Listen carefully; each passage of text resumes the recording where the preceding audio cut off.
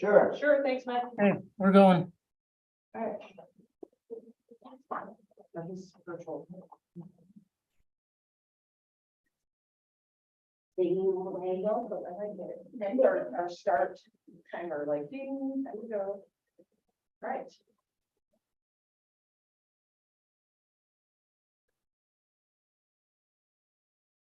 All right, well, here we go. Good afternoon. Welcome to our goal setting workshop. We will start with the Pledge of Allegiance. I pledge allegiance to the flag of the United States of America and to the republic for which it stands, one nation under God, indivisible, with liberty and justice for all. Thank you. Item 1.3 is approval of the agenda. Thank you. Do we have a second? Any discussion? All in favor of approving the agenda, please say aye. Aye. Any opposed, nay? Chair votes aye, and the agenda is approved. Item 1.4 is input from the public. This is a period devoted to comments by the general public, if any, in the interest of privacy and due process. The public is requested to not raise personnel issues, except in a legally noticed closed personnel session of the board. Comments are limited to 3 consecutive minutes. A speaker's time may not be reserved, divided, apportioned, or deferred. No action may be taken upon a matter raised under this item of the agenda until the matter itself has been included specifically on an agenda as an item upon which action will be taken. This is a non-action item. Is there anyone who wishes to make a comment? All right, seeing none. We'll move to item 2.1, conduct a board goal setting workshop. All right. So this is where we just get to decide how we want to proceed. Cody can bring up the strategic plan. If you guys would like to start there, we can use the whiteboards up front. We can brainstorm. How would you guys like to tackle this? Well, something I was thinking of along the way was that very first training that I went through back in November, right after we were appointed. And what's his name? Why can't I think? Anyway, you talked about there was an acronym to it, and I'm trying to remember the last two of SMART goals that we want to set, and one of those would be written down for you. yeah, specific, measurable, attainable, result focused, and timely. There we go. And they had also recommended that you set up to 3 and no more than 5 specific goals for the board. So that's kind of where my thought process has been with that, and I thought I'd just open up with that. Yeah. Other thoughts? I have the same, the book that I shared with you. Yes. First, I brought the stuff we got from that training that we were talking about, but this is just what I had in my head as a vision besides the SMART goals was we have a chance to do something different, just like with the 4-day week, it's an opportunity to do something different. And putting student achievement first. So my thoughts were to kind of talk about the past of where we've been, where do we want to go by looking at the strategic plan, looking at data from the past, and then using the no, that wasn't the strategic plan. Okay. What were you bringing up? I can bring up whatever you want. I can bring up the What was it that you mentioned? first? The strategic We'll go plan. back to that. Okay. Yeah. I was thinking we would do something different. So looking at that, I'm with Jeff, like 3 to 5 at the most. I'm thinking more like 3 goals, but not 3, but Yeah. whatever. And I think they should be smart. And then I really like that the book with the goals, having interim goals and then having guardrails. And then that leaves the superintendent to create some interim goals based on what we have so that he has a plan as well, along with a timeline. Because I also think we need a timeline of when all of this occurs. And then he called it monitoring, so that 50% of our board meetings should be focused on students. And so I think by having whatever goals we come up with, then you look at those every meeting. Is it a goal, an interim goal, whatever that is? And then superintendent can give reports on that, so give monitoring reports about where we are. And then they even had a plan of how many of those you should do, how often through the year, and then all of that gets put on the calendar. And so if we have, if it's a 3-year plan or a 5-year plan, whatever that may be, that your calendar is also that amount of time, so that we know, hey, this month we are going to be talking about goal number 3 and or interim goal 1A, whatever that may be. So we kind of have a plan and so the public knows too, like here's what we're discussing, and that way nothing gets too far out that we can't look at. Well, you know what, we need to either make changes or just looking well or whatever that may be. So I like the idea of the monitoring reports and the calendar. And then he also talked a bit about then the superintendent evaluation becomes just based on those goals. Like nothing like, because you don't need some fancy evaluation, it just needs to be based on the goals. And then we also need our own self-evaluation to do.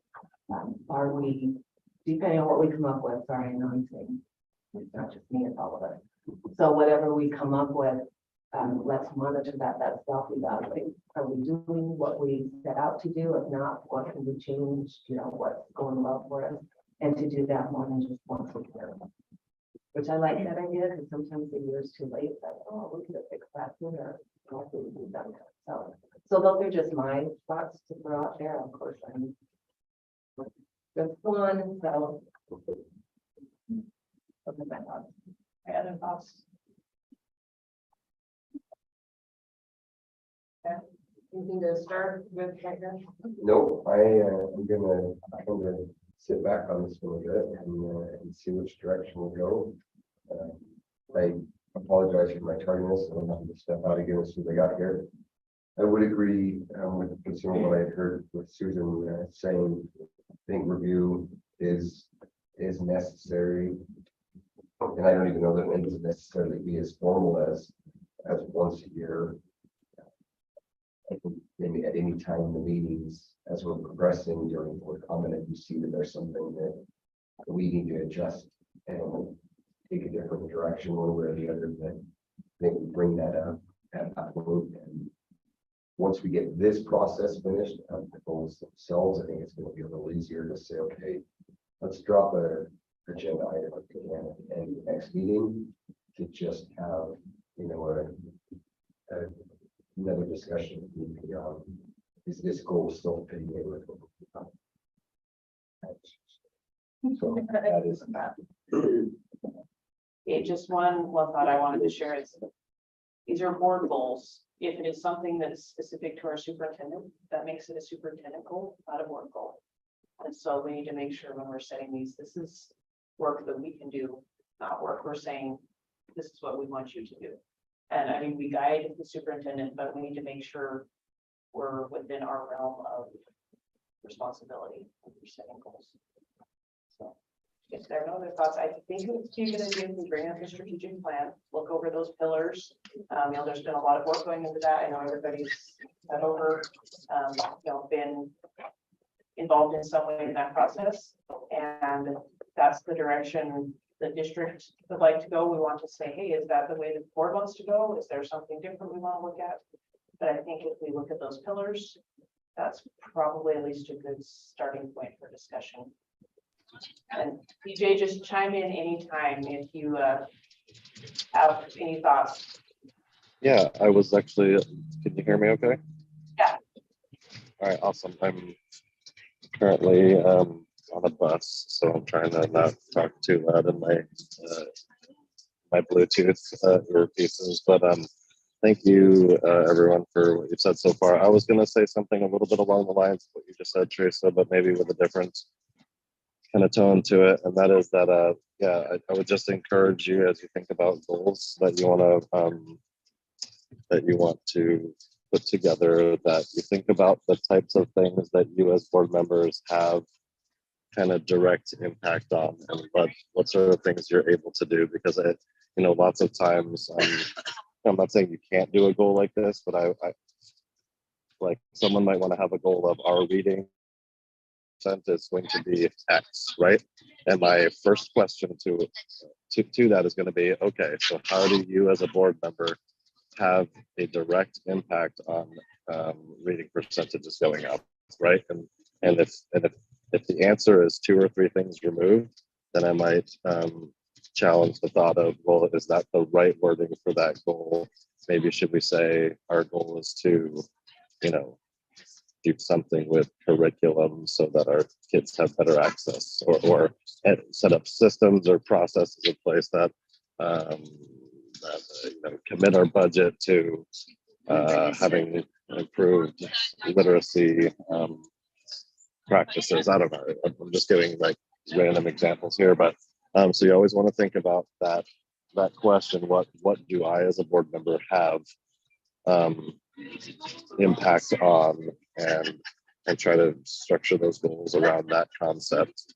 And then the other thing, which, you know, goes perfectly into where you're going next, and that is how does this connect to the strategic plan and what we've already said are our priorities.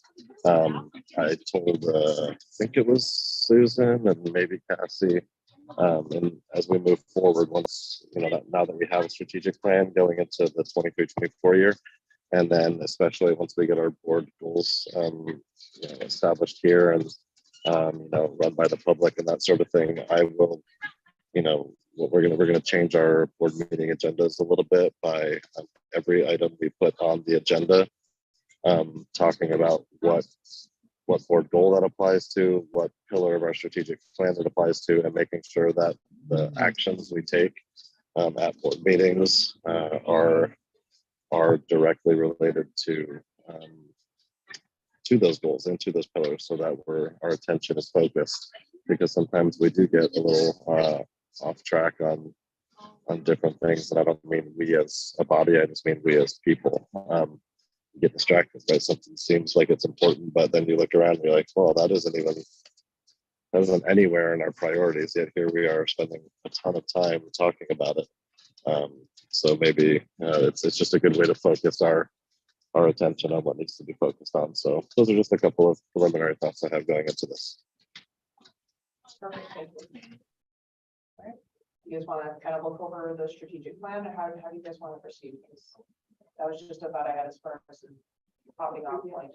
Well, one of the things coming into this process, is I'm maybe a little confused about, is that one of the goal I would think it would be to like help increase test scores, but I don't know how personally I might have any impact on that. So are we looking for goals of like having perfect attendance or making training, or because then I don't see how that affects kids. I'm trying to figure out what kind of goals are we trying to set here. I need some examples. That example, what you just said are examples of goals. Well, right. Test scores and raising those are exactly the type of goals we need to move our students forward. So there's nothing wrong If with I it. understand. But you're what saying I'm hearing, yeah. is how does that relate back to what CJ just said? What do we have direct control over test scores on? We don't. Right. So, That's why we direct the superintendent. We have those goals, and then he creates goals based on like, here's what I'm going to do to reach that. And that's why we hold him accountable for that, and he holds his people accountable. and so, yeah, so that's what I was going to circle back to you, Jeff, is to say our goals are really, what do we want to tell the superintendent to do? Or how are we going to create policies or modify policies to get to our goals? Because we have those 2 points of influence. yeah. The superintendent policy, and that's it. So Right. So that's where I'm going. How do I really have direct influence on anything that other than making sure I hire the right guy and and then hold the right then person hold the accountable. person. Yeah. Yep. And that's really, I think, where it comes in. I think we need to remember too, and like I said, I'm basing a lot of my thoughts off of grade on their behalf on that book. Yeah. we're representing the community. So in some sense, they're not just board goals, they're community goals. Like, what does our community want? Do they want their children's math scores? I'm just throwing that out there, improved. So that should become, in my head, that should become something that we can do something about, because that's the whole point. Yeah. And then the rest of the team works on how can we go about doing that, and we make sure that are they getting what they need to succeed in that art? You know, we don't want to set something that's so out of reach that everyone goes, "Oh, we're never going to be able to do that," and then they just give up. So they need to be attainable, obviously. But whether that be graduation rate or, you know, what percentage of eighth graders coming in, I mean, there's lots of different examples he gives as well, but that's why we base it off, you know, like, when we had that workshop, you know, she had the data from task force to look at, and then we developed a few just based off those. You know, I can't remember if we did, I think we did math and reading or something, but, you know, so we go on what's happening. And some of that may change because right now we don't have the most current, I don't think, the most current test scores aren't in yet. They have summertime. Yeah. Or we have some It's data. supposed to be sometimes it's. Well, one of the ideas I had, or the direction I wanted to go, it kind of ties back to when we went to that award ceremony, the Milton Award for Rachel Soriano, the kindergarten teacher in West Wendover.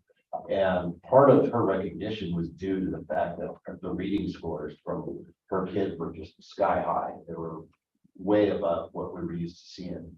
And so that made me think something like that is absolutely attainable because they've been able to accomplish that, but that I'd like to see more of district-wide is having, and a lot of the reading that I've been doing points to kids that aren't able to read at a young age are disadvantaged. If they're not reading by third grade, they're really far behind the rest of the way. And that was something that I wanted to bring up today, but then after hearing that, I'm going, what was that? What I'm supposed to be talking about or not? So, but yeah, I just wanted to throw that one out there as a general direction on maybe one of our goals is to get our reading scores and do everything we can to support these kids, K through 3, especially getting to where they can read and write, well.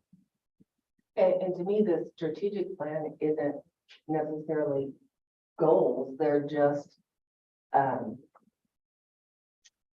don't know the right word. There's something that we do all the time. And something just to keep in mind as we develop, because your goals should be very specific. Like, we're here, we're gonna do this by a certain time, like deadlines, whereas the strategic plan to me is just an overall, and maybe I'm misunderstanding it. Kind of like a mission statement. Yeah, that's just, you know, that's what we want to include, because like someone said earlier in one of the comments, was like, don't we do that already? Well, yes, but it's good to have it out there to look at, to remind ourselves. Yeah, you're right. It's kind of like a framework. And then just to go back to the comments of you know, the balance between accountability, like test scores, goals, and things like that. I just want to clarify, I wasn't discouraging from doing those, but I guess the point I was trying to make is think about, because I disagree that you have no impact on that. I think you do, but you don't have the impact that a classroom teacher does, right? But you do have the impact of what fiscal resources you are willing to commit to that. You do have impacts on policies about grading. You do have impact on various elements that set the right environment for people to be able to teach their hearts out, so to speak. And so just like that, it's a mindset that I'm just that I was trying to inspire you to have present is what can you do to help create the right conditions for teachers to be able to do the best job they can do. And I was gonna say, Jeff, I think this is a time where if you've got thoughts, put them out there. And, not like, oh, I don't know if this is gonna apply. Yeah. Let's talk about everything, and then we can focus as we continue. That's what I think we should do. That way, you're not gonna squelch a thought, just think, oh, this might not apply right now. No, this is our discussion. This is where, this is where it applies. I know in a training we had previously, like, we had talked about if you had no limitations, what would you wish for your district? And obviously we have limitations. However, there's nothing wrong with saying, okay, if we had no limitations, what would we do?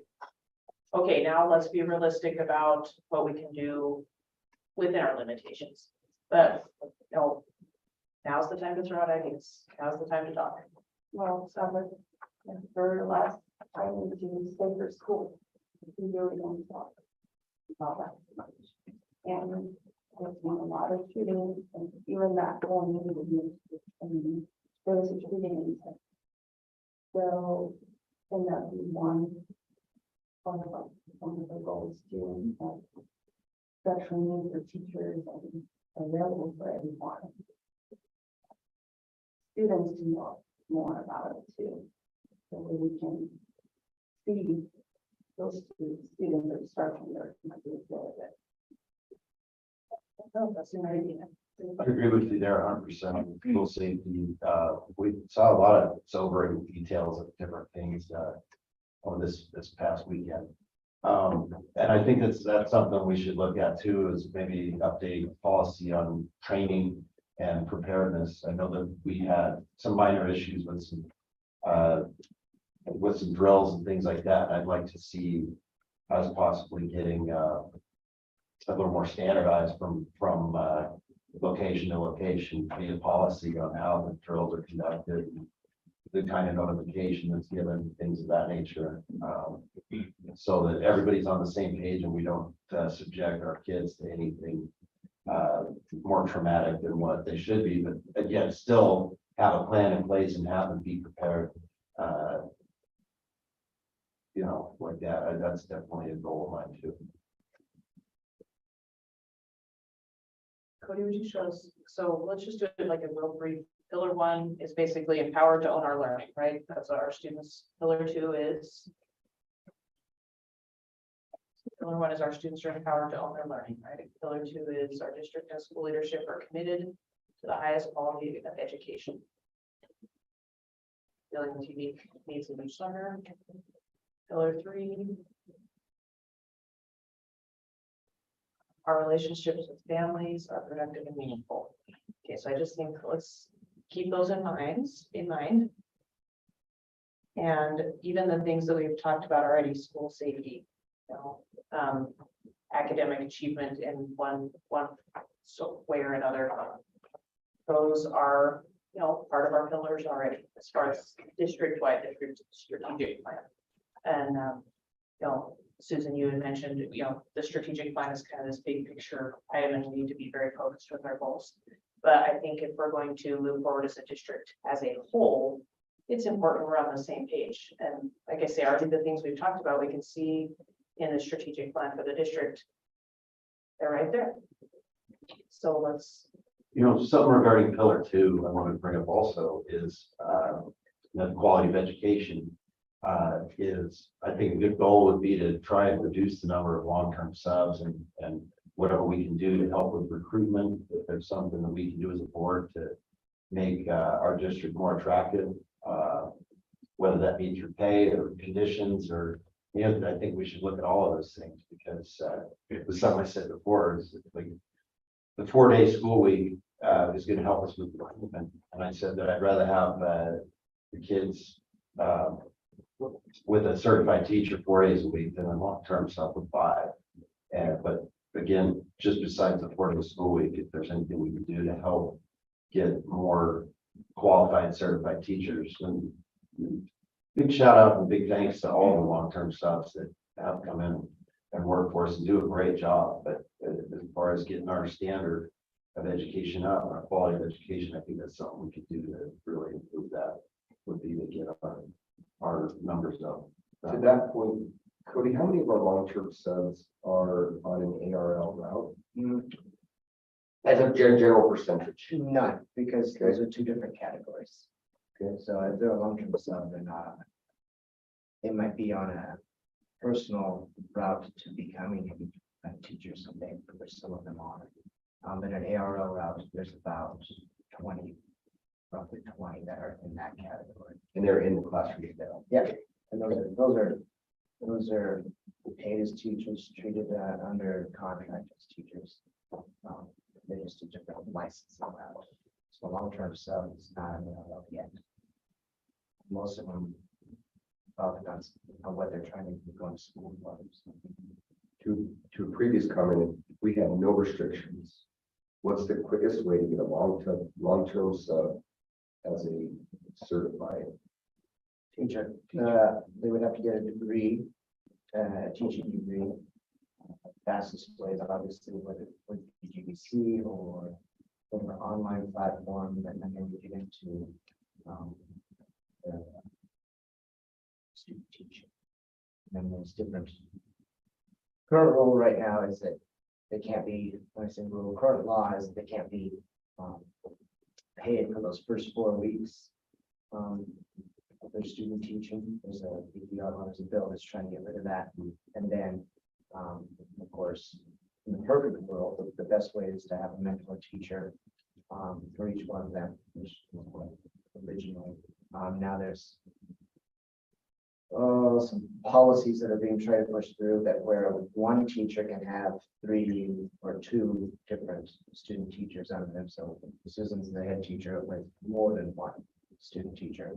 We're trying to do that to get through. So there's a lot going on. So perfect world would be trying to get people to get their degree, coming up with extra hours in the day for those people to do that. And of course, the money to pay for those classes. If a current long-term sub, so licensing for long-term sub, can anybody just walk off the street, pass a background and say, I want to be a You have sub? to have 60 credits, 60 credits of anything? anything college wise. So if somebody has. Okay, I'm sorry, back again, I apologize, please, if we're going on the wrong track, then stop it. 60 credits would generally be accepted as an associate's degree, if it was perfect. Is a teaching degree a bachelor's degree or 120 credits? Yeah. So if somebody is 24 credits away from an associate of applied science in business technology, not at all business directed, or I mean, education directed, but they're long-term subbing because they have 60 credits, would it be better to encourage them to finish their Bachelor of Applied Science and then do an ARL route, or to have them start over, or at least start with credits they have to try to enable them to? It's up, obviously each one is different circumstances. So if someone with a business degree, or almost a business degree, would want to figure out how far they have to go to get their bachelor's, and then that person's probably going to consider whether or not there's a lot of business jobs open. So then they could go into it. But yeah, the best thing for them, if they can't get a bachelor's in teaching right first, then get their bachelor's in whatever, and then go into an ARL. So whatever gets them to the bachelor's degree the fastest, will get them to the ARL takes about 3 years is what we give them to go from an ARL to get their certifications to get the full license out of the state. And so most of them can do that, and they can go through and get their bachelor's in education. Some are going getting their master's in something else, education wise as well. Approximately how many long-term subs do we have? About 50. When I looked this January 1, we had 52. How many of those are retired teachers teaching in? I know some of them are retired teachers. Just a handful. I can think of just a handful. Most of them are most of them are moving forward will be secondary, because anybody that's retired that wasn't bought out will move or try to move toward the critical needs side. So when I say a handful, less than 10 long terms. And we try to put them in positions where they can also be not only be a long-term sub, but a mentor for those student teachers. So we have a regular licensed teacher in the class and a long-term sub that was a licensed teacher mentoring student teachers. So any chance we can, that's what we do. Try to do these long-term subs. I think you have to, sorry, I would just throw out the homegrown program that we have too, with the kids that are currently in school now, to encourage education and to go to school, come back and teach, and that was something that we could look at to see if we could possibly enhance that program. And then we do have,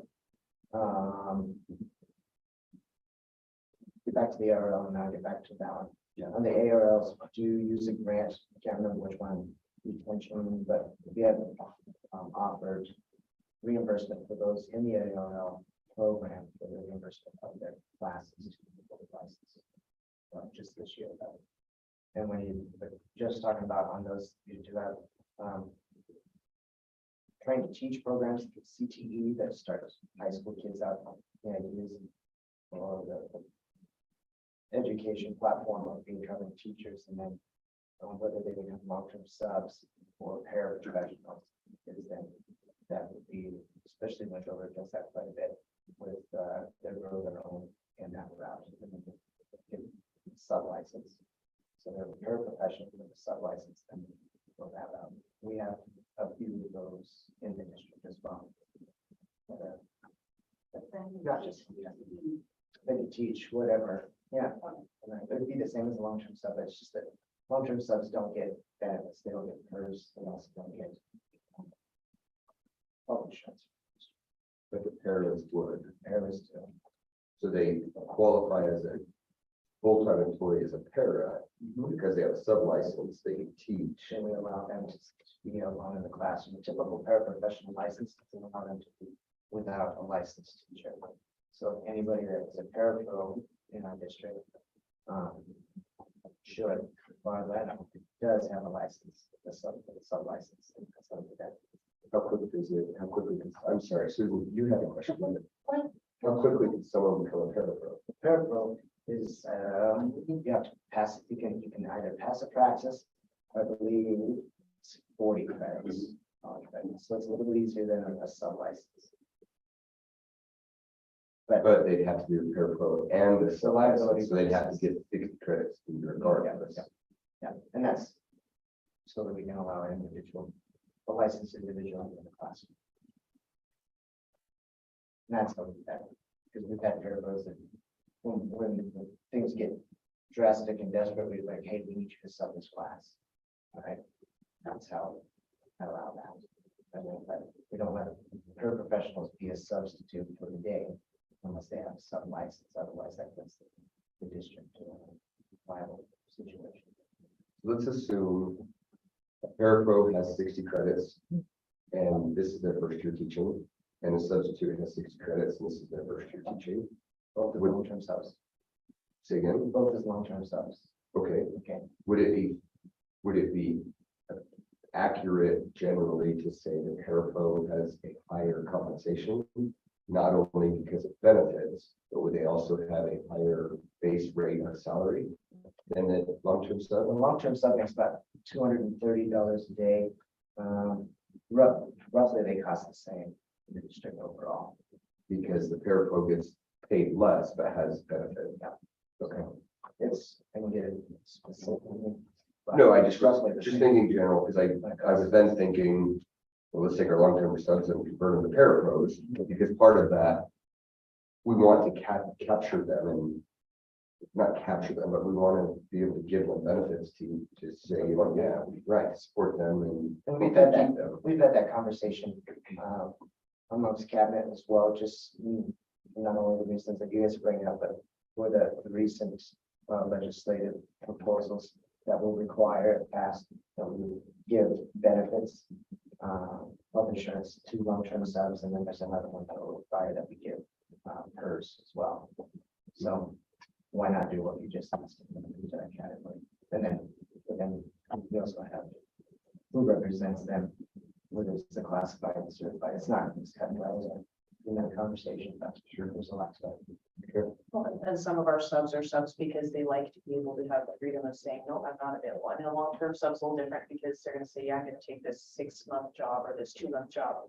But they know they have a window. Whereas if they, take a para job, then they're there for, the year or whatever.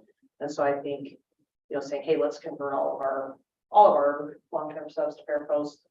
That's not the desire of some of those subs. They want to come into schools and help. It's a nice little side income, but they don't want to be there full time. So I don't think I think it's an idea with some of them, but it's not realistic with others because they're glad to just have something where they can have flexibility for their family or for whatever. Although so only sub on Friday at certain days. Yeah. Again, my point though was that let's try and get, moving on from the subs, I want to see licensed teachers. And get away from this. I mean, obviously it's a necessary part of the business, but I believe we do have more than what we should. And that it would help with like this tier 2 is improving the education. And the goal of having licensed, fully licensed teachers is what we should be moving towards. And I think, like I say, anything we can do to make that recruiting easier, if there's any suggestions you might have there, or things that we can do as a board, be it policy or financially, to make it more enticing in our district, to attract those people to us, it's something we should look at. And I agree. Oh, Right, go ahead. Go ahead. no, I was just gonna say, I agree. What I was looking at is, if it's a long-term sub, generally, they've already invested in the district. And from a youth organization, a civic organization, a management approach, retention is almost always more successful and easier than recruitment. So if we already have 52 people who are committed to the district, what's the fastest way, the best way to continue to retain them, but also give them license? That's kind of the direction I was going. Is that if we could convert them to Paraporo, great, nice benefits. We've hooked you a little bit more, we're reeling you in. Now, how do we get you licensed? Is kind of what I was looking, but that is a complaint on some of them that doesn't work for their family. And that may be some other data that we need of how many of the 52, if we said we're snapping our finger that you're licensed, would say, yep, make me licensed that quick. If we could do that, and that may be something to look at as well, to get those. But of course, the problem is that how many gaps do we have right now? How many open full-time teacher positions do we have? 70. So we have 120 unlicensed, or 120 positions, No, that's 70 increases. includes the 50. Okay, good, because I was thinking if we only had 20, that I was like, oh, It's down from about 100, right? Yeah. okay. Well, good job on that. That's what I mean. So we have 70 positions then that right now are not filled with a license. And that number's off our website and includes classified stuff. So 70 is the guess. I can give you examples. What would an ideal number be for a district our size? Like, I mean, well, 0, I guess, but Well, hopefully, part of this I'll bring up tonight in the quarterly report, but ideal would be par, meaning that we have as many new hires as resignations and retirements. yeah, so 0. Yeah. Okay. So we do have a ways to go. If we're looking at this, what is it the root of getting someone here and keeping them here? What is it the root of nationwide? We have schools and districts that are in the same boat we are. What can we do as a district that is different or unique?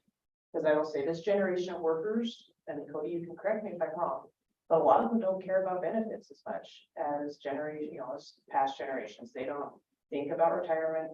They don't think about, insurance as much as they think about, I want my paycheck, and if I want to leave tomorrow, I want to be able to just walk out the door.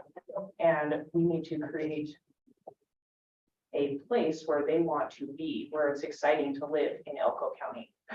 Where this is somewhere that, you know, they want to hang out on the weekends, not, you know, I'm coming to get my paycheck, but as soon as I get that paycheck, I'm out the door. And, you know, we can't take up the responsibilities of the tourism bureau or whatever, but, you know, we have to make Elko County look like this is the place you want to hang out, because this generation's more about TikTok and speed, you know, like speed as in, not the bad kind, just like, I want to be able to be here and I want to be able to do that, and I don't want to have to commit to a lot of time to be able to do things I enjoy. You know, leaving here, driving 4 hours somewhere else. And so I think if we're looking at how can we change the situation of having, you know, more full-time teachers in the classroom, we have to look deeper than just the basic things we've always talked about, you know, benefits, recruiting, those things. We have to look at what attracts this generation to a job. And some of them don't want a job. They just want to be able to bounce. But, you know, how do we deal with that? Because it's not the same as dealing with teachers from 5 and 10, 20 years ago. Matt brought up something important too, and it's true of any business, not just education, but that's retention. It is much easier to retain those that you have rather than recruit new. And maybe that's an area that we can look at too. It's who we're losing, why we're losing them, and what we can do to mitigate that. I will say, like, pillar 3 and 4 on the strategic plan, I think deal with 2 important elements. One is relationships. You know, this one's pillar 3 is family and community engagement. You know, relationships in that area. Page 2, and it's all 4 of the pillars right on one slide. Yeah, and pillar 4 is individual and collective wellness.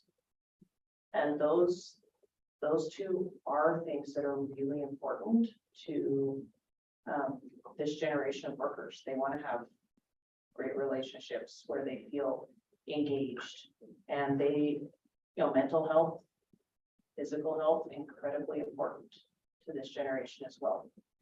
And if we are, if our district is a place where it seems stressful, someone's afraid to make a comment because they think they're going to lose their job, or, you know, anything of that nature, if that is anything that can be published in 2 seconds on social media, that damages our district in recruiting. If we have a district where, you know, someone can say, hey, you know, I can sit down with my principal, or, you know, we can chat in the hallway and I feel heard. And I feel like if I say I have to have a mental health day because I'm not okay, and my principal says, you know what, we really value your mental health, I think you better take that mental health day. If somebody can, you know, hop on social media and be like, man, my principal is so good to me. I'm so glad to go into work because I know my administrator, my superintendent, whoever, you know, they value my time, they value my health, and that makes a difference. So I think just those elements are things that we're going to have to pretty heavily consider in our goals. Is what are we doing to take care of the mental health and wellness of our staff and our students? Because if we're not, we don't keep people. We don't keep students in our district. You know, students will be like, well, maybe I'll hop to this charter school, or maybe I'll do whatever, if I don't feel like my mental health and is being considered. And I think it's great we have that as one of our pillars, because I think it's a pretty big element for staff and students. How do we do that? Yeah, for a while. That's it. So when I was thinking about board goals, I was thinking more along the lines of what are our goals and what we have control over, which we talked about is policy making. I feel like the budget is one of those big ones, the fiscal responsibility type stuff, and then directing the superintendent. And so I was just thinking about what goals could we set that help us achieve those things and do those things better. And so when I look at this, I think anything that we would want for our school really is included in there. Student staff wellness, community and family and community engagement, teaching and learning excellence, students prepared for the future, and all the different actions that they list. And so I think, what can we do as board members to help facilitate this, to help give district staff the tools and things that they need in order to fulfill their goals? Because it says aspirations, but really that's their goal. Their goal is to empower students to empower, or our students are empowered in their own learning and go anywhere and be anything. The other goal would be our district and school leadership are committed to the highest quality of education while being responsive to the unique needs of each learner. They have a goal of their relationships with families are productive and meaningful, and a goal that their individual health and wellness is essential. So I just think like this takes care of everything here. So what can we do? What goals can we set for ourselves to make sure that we are implementing policy that helps this, that we are being responsible financially so that we can make sure that we're putting funds towards things that help this. And then also, I just think like directing the superintendent, I think that for us, that comes in huge with like communicating with students and staff and all the different schools. And I just think like Susan does great at this, where maybe we need to make a goal where we visit every school regularly throughout the year, just to kind of witness what their successes are, what their challenges are. And then, you know, that can be activities or performances or professional development days. We could step in on those, observing in classrooms, go to staff meetings, different things like that, but make sure that we're in the schools so that we can firsthand see this is the strategic plan of the district. But if we're not in the schools and kind of witnessing those things and communicating with administrators and teachers and students, then how are we going to know, how effective all of this is being, or what maybe we need to do as board members? And we say, this is the goal of the district, but it's not being achieved. And maybe it's because as board members, we need to change this policy, or we need to direct more money to this area, or we need to make sure that the superintendent has more direction. Listen, I know you're working on staff wellness, and I can see that, you know, from being in schools, I can see that it's struggling in this school, or that student wellness is struggling in these schools. And so we can give him more specific direction on, I think, you know, we need to focus more attention and time on in this area, because I don't feel like the strategic plan was being met in this area.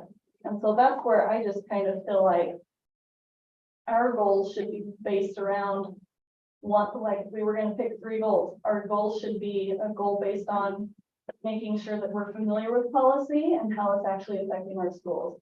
Our second goal should be being familiar with the budget and being fiscally responsible and figuring out where that money needs to go, and utilizing the MGT study to do that.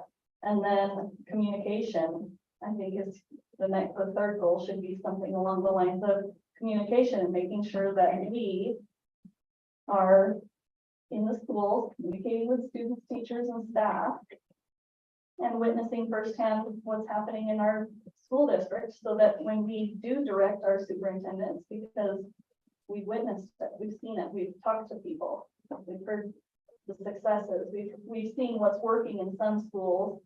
And, you know, I love the thing that when we took our little online course that we did, they broke it out into which schools are receiving less money but achieving higher than surrounding schools, which schools are receiving more money but not achieving as well as the other schools. And so kind of stepping into those schools to be able to see, you know, this is really working in these schools. And these schools are really struggling here, because then I feel like we can actually give the superintendent some good direction in that sense. And so that's where I feel like our goals need to lie, is more so what can we do to kind of push those 3 things where we have some kind of control over Yeah. that. Can I jump in for a minute? I respectfully disagree with all of you. Um, everything I heard was adult. And for me, it's student, what's student outcome? In the end, I know you can say, yeah, but if they have a certified person in the classroom, but here's how I'm looking at goals. If you set a goal, how do you measure that you have qualified people? How does that affect student outcomes and how are you going to measure that? You know, all of that, and you know, our job isn't seeing people, that's Mr. Anderson's job of getting the right people and Cody's and everybody else's. For me, we should be focused on student outcomes. How do we get to that? Well, if we do, and I'm just pulling one from an example, the percentage of kindergarten students will enter kindergarten ready from such and such a day to another. We can measure that. Or if we're looking at math improvement, we can measure that because we have tools to measure it and testing, and we can keep track of that. And that relates to a student outcome. Yes, they're getting better in math. And to me, if you have a long-term sub or somebody that's not a certified teacher, if we're giving them the tools and the training, they can do that. They can improve that student outcome. And to me, that job, that's up to Cody and the superintendent to figure out how to do that. That's just where I'm coming from. Like I said, I respect your opinion. I think it's good to still have all that. I don't think that should be our goal because once again, it's not focused on students. If we're focusing on a budget, which I know is important, and yes, it all ties into everything else, but I just, to me, it sends a message out to the public. Well, we're focused on the budget and this, what about my kids? And what are we doing for my kids? So that's in my head, student outcomes. And to me, that's the role of the school board, is those student outcomes. I think focusing on things though, like where you're, as a board, focusing on where we're putting the funds in the district, focusing on things like that, that all leads to better student outcomes. If you're not putting the money in the right places. See, that's what I'm getting at though. If you set a goal, how are you going to prove it? Like what date are you starting at? Are you saying we'll have 40 qualified teachers and then we're going to follow those in the classroom to see that that was effective? Like, I don't know that. And then our goals, what is that? So then what is the superintendent's job based on our goals? Our goals should be guided. You could just put anybody in the classroom. No, I'm not, but I'm saying if we give them the tools, because that's what we have to work with. And they have done that. They started back with the subclass again. You know, they started back some of those things to help, like the mentoring and those types of things. That's going to drive more your student achievement. Like, and I'm not saying, I guess I'm just not explaining it, what's in my head. Because I just don't feel like we're focused on student outcomes. I hear people, adults, what we should do for adults. And I can see where you're coming from, Susan. And I think that's why we're sitting together. We can talk this through and figure out how do we help students, you know, long-term, short-term, everywhere. And I will say, I do feel like, you know, when we talk student outcomes are not necessarily student achievement. You know, having, you know, 100% of our kids get 90% or higher on a test does not necessarily mean you're going to have a great student outcome for that student in a career, right? So I will say this is one place where a lot of goal setting with the SMART goals is challenging because people aren't numbers. You know, we in education, it's easy to look at numbers and say, okay, this school is doing great because they test, you know, they've got these great test scores. But you can have a kid who takes their wife, who was the top student in that class, and was that a great outcome for that kid saying, hey, well, you were the top test taker, you know? So I think we have to be mindful of thinking of our students as people, and I know students, Susan, you think of students as people, I'm not saying you don't. But I think we have to be mindful of students as people and not as numbers, because it's easy to measure with numbers. And that is definitely something, you know, we want to be able to measure, absolutely. But how do we measure the success of the board in helping students outside of numbers? Is you might have a kid that they have zero desire to go to college, that they really, really want to, you know, work in a career where it doesn't require a degree for them. And it's a great outcome for them is being able to work in that job that they love and they're passionate about. Maybe they want to build pizza. They want to have the best pizza place on the planet, and that's their goal. Like, you know, yeah. I mean, and maybe that truly is their desire, and they love to cook. And pretend they're little, they, you know, helped out making pizza crust, and that's their thing. You know, do we feel like, hey, that student isn't successful by the numbers because that student went straight from high school to, you know, making pizza dough and being able to then eventually own a franchise that they started? You know, do we look down the road to say, well, that student was successful because of that? Or do we say, well, that student really wasn't successful because their math scores were terrible, or they couldn't, they were only, you know, minimal when it came to reading, but maybe they're going to become, you know, this very successful business owner. We don't know. And student outcomes are very different for every child. And sometimes I think our system's a little broken because as adults, we like to see numbers. We like to see something we can measure. And sometimes we can't measure people, but numbers. I think that's a piece of the pie, but it's not the whole thing, for sure. Yeah. So I'm just saying, like, I think we keep our minds open as far as, you know, this is awesome to have discussion from everybody, different ideas, and keep our minds open and continue. That's where I think, you know, like as far as the budget goes, making sure that we're putting money towards things that are gonna be good for every type of learner, whether it's CTE or if it's, you know, all sorts of different things. But anyways, just making sure that we're aware of what's going on in the district so that we know this is where money needs to be spent in order for all the outcome of all of our students to be what it needs to be. So that everyone is getting what they need, all students are getting what they need and achieving what they need to achieve. But Yeah, I'm with Brooke with this one, because we have all this, so like I said. So they're gonna do this, so we just have to meet sure our goal here, our goal. Make sure that they are able to do this. And if they are able to do that, we're gonna see that outcome.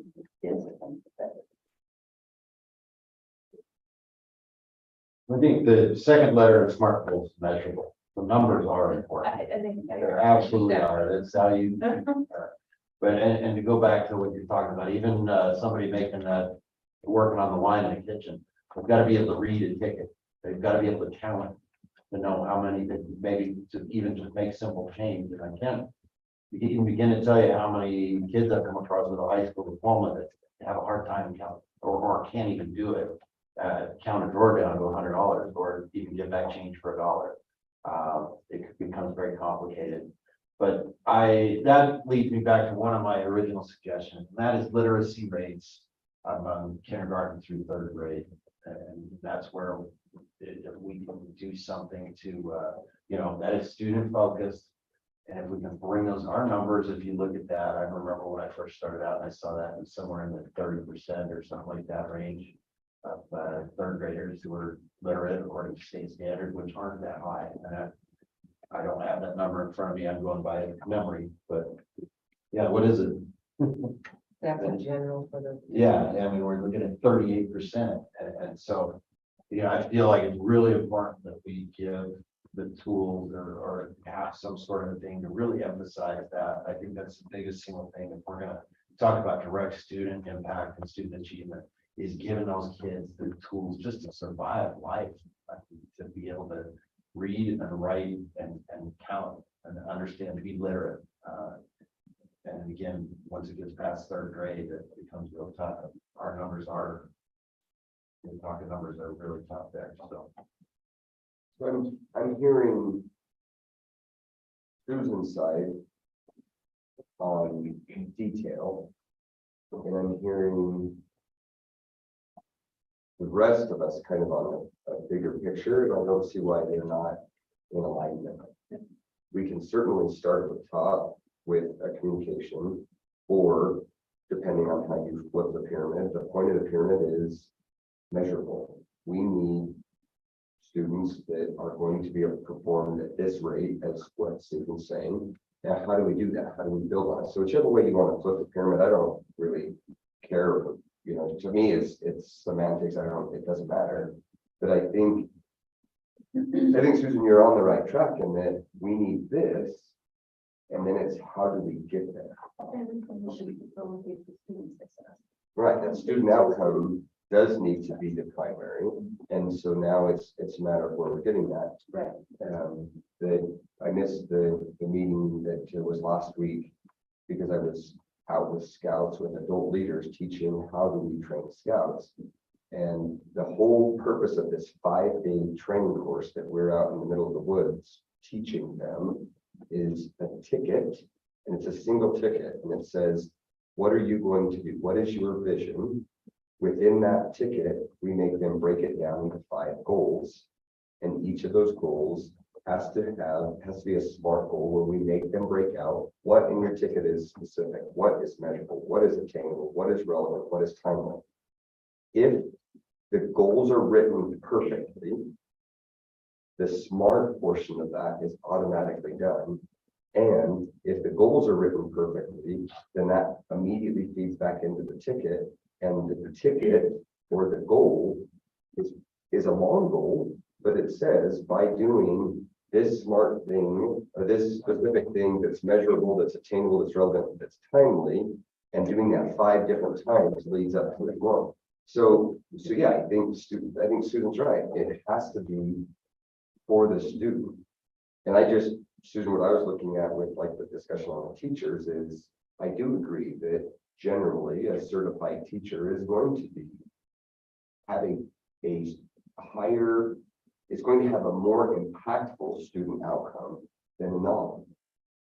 But if the class is growing, if the achievement is there, let's figure out what made that work and see if it's duplicatable.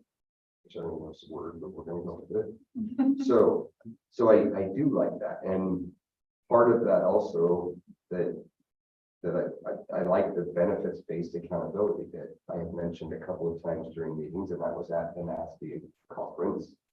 And it says that you're going to have some students that it doesn't matter what school they go to, they're going to graduate. And those students, we know, great, we want to celebrate them, but if you've got 98% of your students that are already going to graduate, no matter whether they have a certified teacher or not, then why are we concentrating so much effort on that? And that's kind of where I was looking at on the bigger picture of how do we make sure that we have the right people there using the right tools to get to the student outcome we want. But to Susan's point, maybe we start at, and to Jeff's point, especially with reading, what are the student outcomes that we want to see? And then from there, build on to what those goals are. How do we fit those goals into our pillars to make sure that our superintendent is using that properly, that we're looking at the policies that are built to make sure that that has the success, and then communicating that out to our community, not only of employees, but also stakeholders. So I think we're all kind of on the same page. We're just talking in different portions of it. So can we start maybe with just student outcome and say, what student outcomes can we concentrate on and go from there? Does that sound like it might work?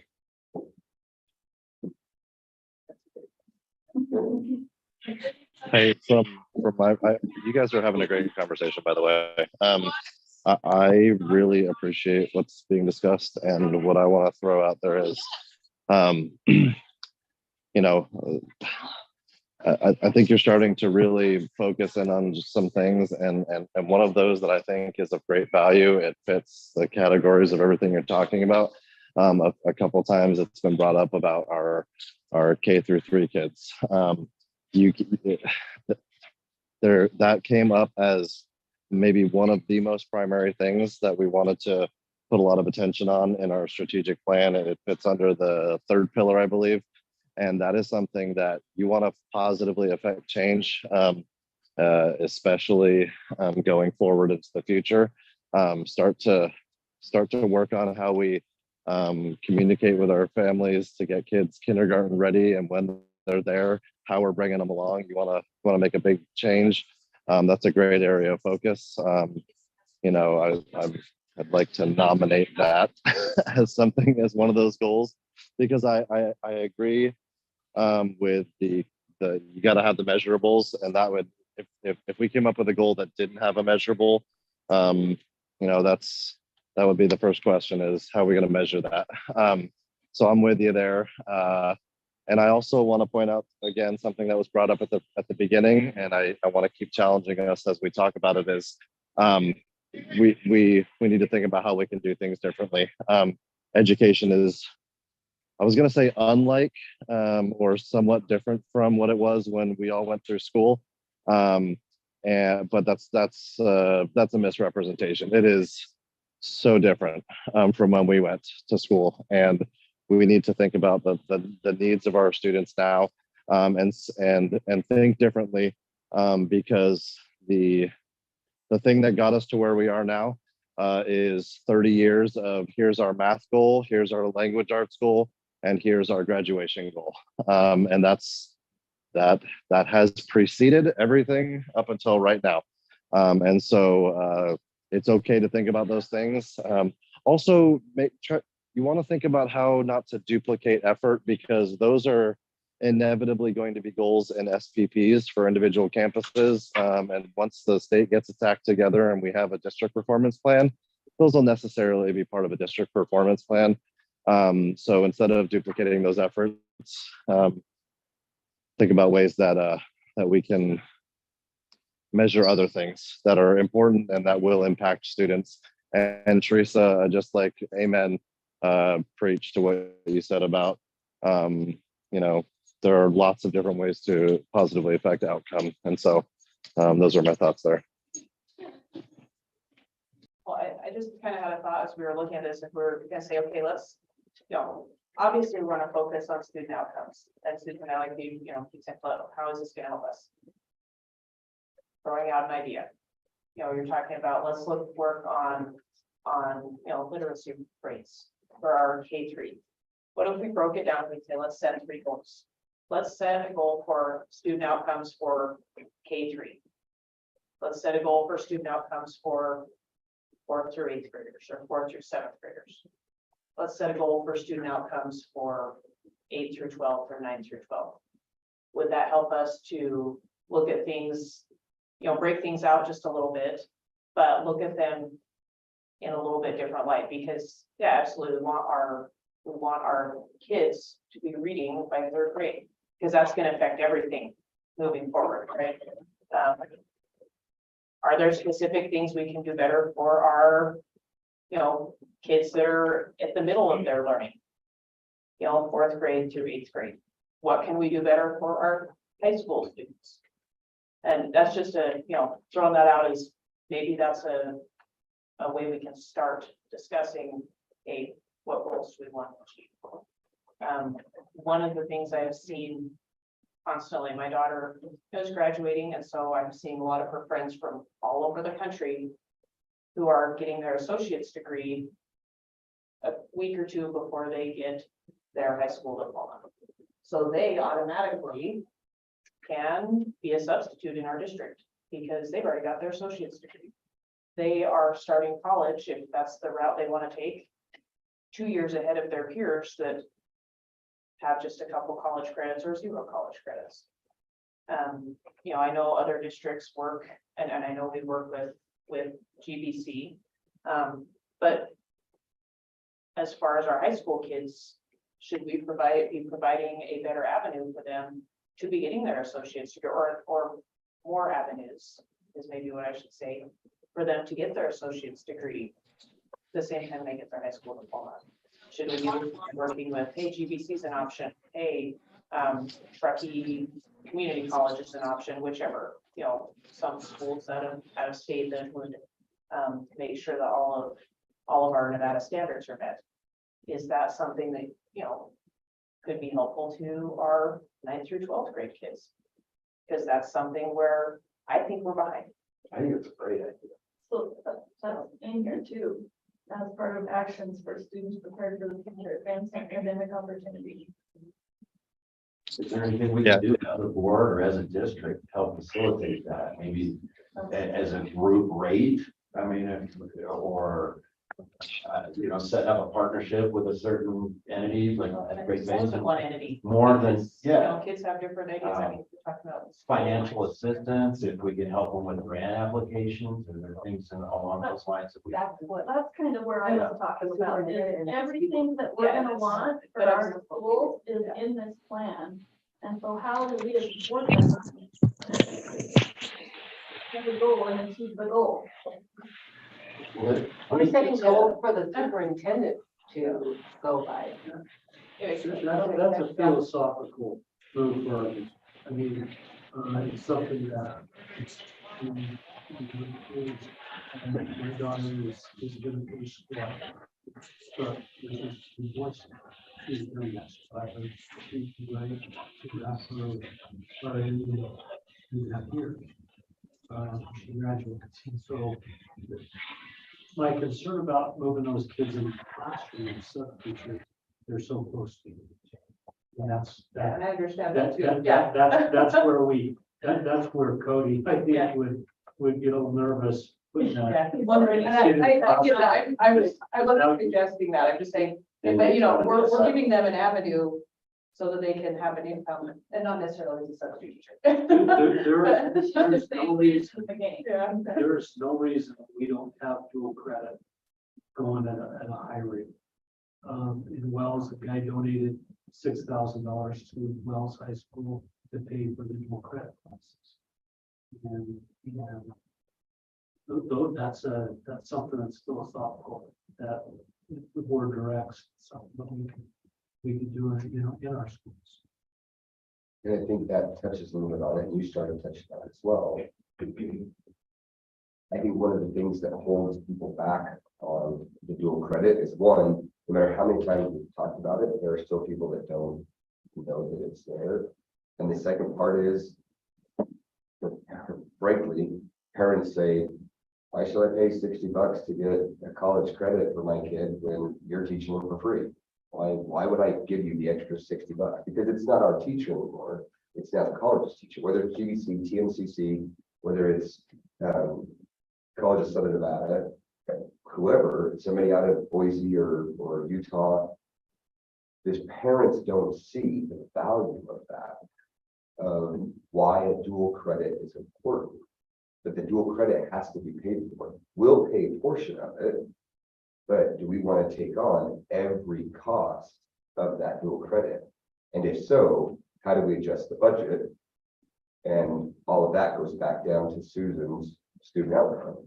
If we can say we're going to increase dual credits by a factor of 2, we're going to increase that and double our dual credit or college,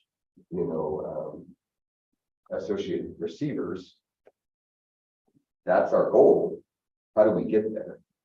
Well, in order to do that, we've got to have a partnership with schools. We have to know how are we affording this. We have to communicate that back out to our students, to their parents, to the community, to grantors, to be able to get them to buy in and get all stakeholders on board. So I'm frustrated that I was not a strong enough parent to get my older two to get further ahead in college.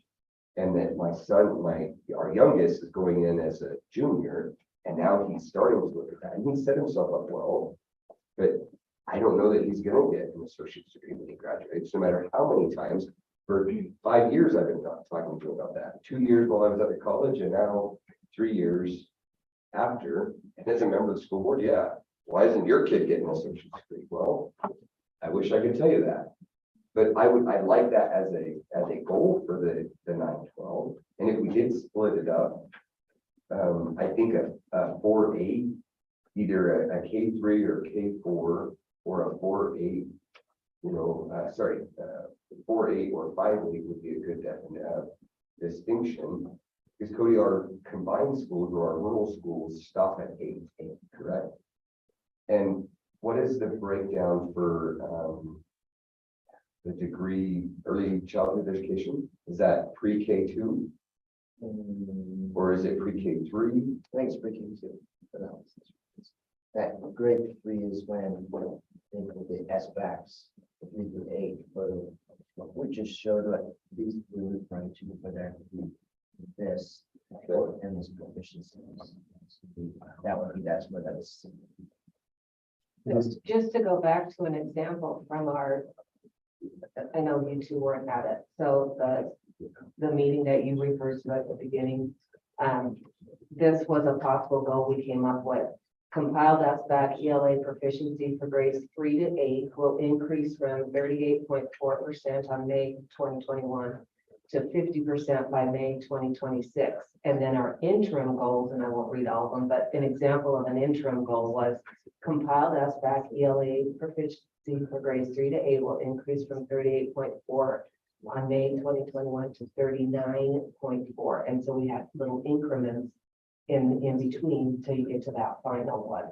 And then that's what we work on each time, like, did we need that? If we didn't, then CJ and his team, superintendent and his team looked at what do we need to do? Like, do they not have what they need? So that's just an example. I'm not saying they have to use that, but that was an example. And then we did kind of the same thing with math proficiency as well. And that's what we came up with for that. And then we actually ended up with 4, but we were just kind of playing around. One of them was to increase the overall graduation rate. And one of them, I think that was something you had wanted, was students graduating from high school, the TCR diploma will increase. We talked about those too, so. One thing that jumps out at me on that page too is you notice we graduate 79, almost 80% of kids. And more than half of them aren't proficient. I just wonder about that and whether we need to be holding these kids more accountable and so on that way. That's just something that jumps out at me if we're talking about numbers. See, graduation rate 79%, proficiency is 39. And that's one of the things that we need to be brave on is that if that is something we're going to do, that means that we're hamstringing ourselves from a recruitment standpoint. Because if we're going to start holding our kids more accountable, that means our graduation rates are going to tank. And if their graduation rates are going to change, does that mean that somebody's going to say, why would I teach for that group? They can't even graduate their kids. Because you're right. How can we possibly have an 80% graduation rate when only 30% of our kids are reading at a proficient level or our math is at a proficient level? I mean, that 50% gap in there, we're telling them, yep, you're good enough to go on the road, but guess what? You don't know how to read or write or do math. That is something. A lot of job applications. Right. And so Stack of them on my desk. that is something that we need to know and we need to decide on as a board. Is this the direction we need to go on that? Because I agree, accountability is something that's important. But the minute you start holding people accountable, you see an immediate drop in performance. Long term, we're going to see benefits, but immediately we're going to drop. And that's something that we have, if that's the direction we're going, it's going to take amazing communication efforts to be able to get that out. And I'm not trying to sway one or the other. We just need to know that's what the reality is going to be. And if we're going to go that direction with using the SBAC or other standardized testing, then it means that we're not looking at benefits-based accountability. And so there's really 2 theories of how are we going to do that. Part of the problem though with benefits-based accountability is if we're not measuring it and it's not being put out there, how do we know if we're going to be successful? And since that portal or that page is looking only at what's there, that's a problem. It's also a problem that our internal numbers don't match that. That's one of the biggest problems that I've seen. Is that some of the numbers that we put out as a district don't match what our report card is showing.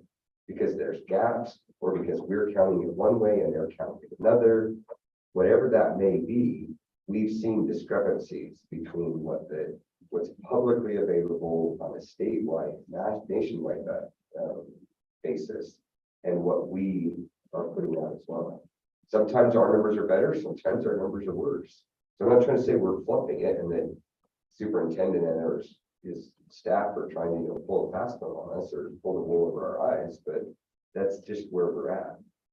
So Cody, is this the state versus Elko or Elko versus, not versus in a bad way? Compare to. Comparison from 21-22. They're 3 to 8, so. So we're 3.4 points behind on proficient in that. Overall, am I reading that Yeah, correctly? 29 to 26. Yeah.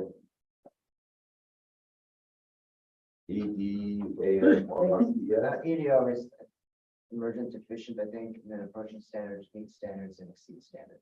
And whatever the standard is. I just had a thought too, and then tier 4, I believe, is family, or is that 3, family engagement, either way. You look at these and you realize that, okay, we're 40%, 60% of these parents are okay with this or don't know. And maybe that's something we should be looking at too, is informing or better communication with families and with people in their home environments to maybe they can, it's not just us holding the kids accountable. Maybe we need to look at a way we can give the tools to the parents and to the families to hold their kids accountable.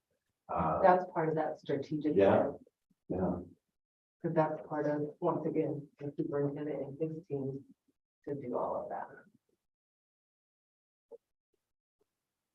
And they have the family engagement center, so, and I'm looking at, because I was in the meeting, so they had talked about that of like, what do we need our families to know?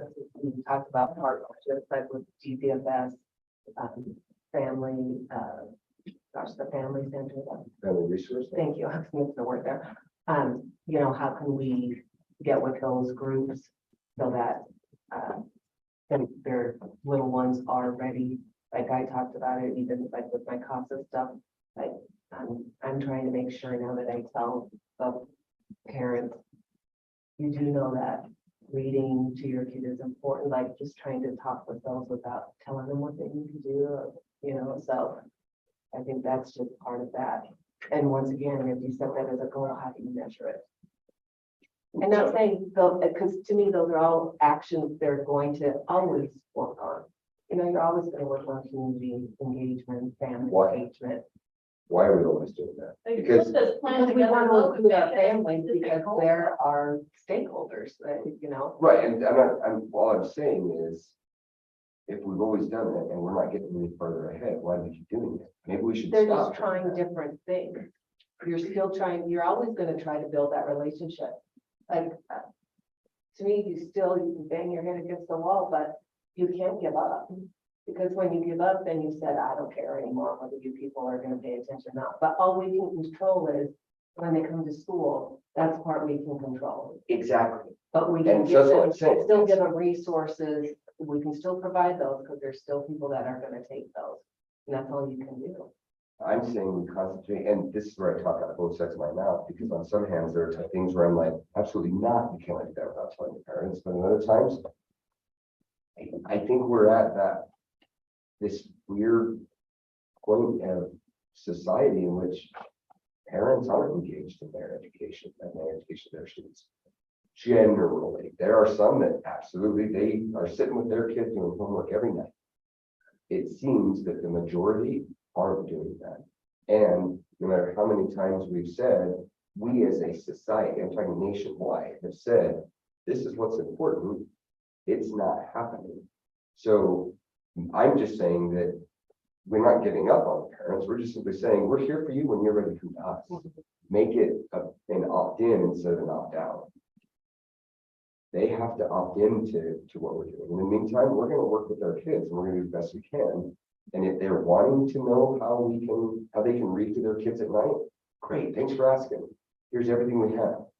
But if we're sending out 10,000 pieces of literature that says, hey, leave your kid at night, and it's getting to one of them, or 1% even, yay, we just reached 100 people.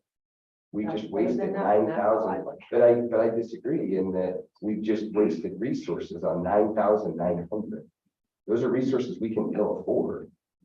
So that 100 probably is not going to necessarily respond just because it's a paper. They're already out there. We need to find a different way of getting them to opt in, because they want to opt in, they just may not know how.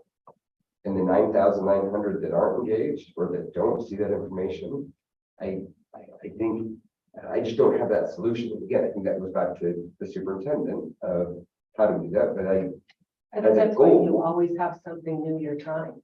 Like, okay, well, maybe this will work, like, was you know, skywriting.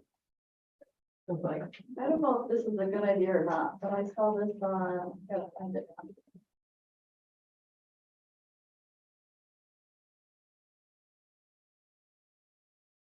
The good one, okay. All right, right back here. I saw this on NASB's website. Oh. This is in my screenshot. So, forgive me, there's a lot of them.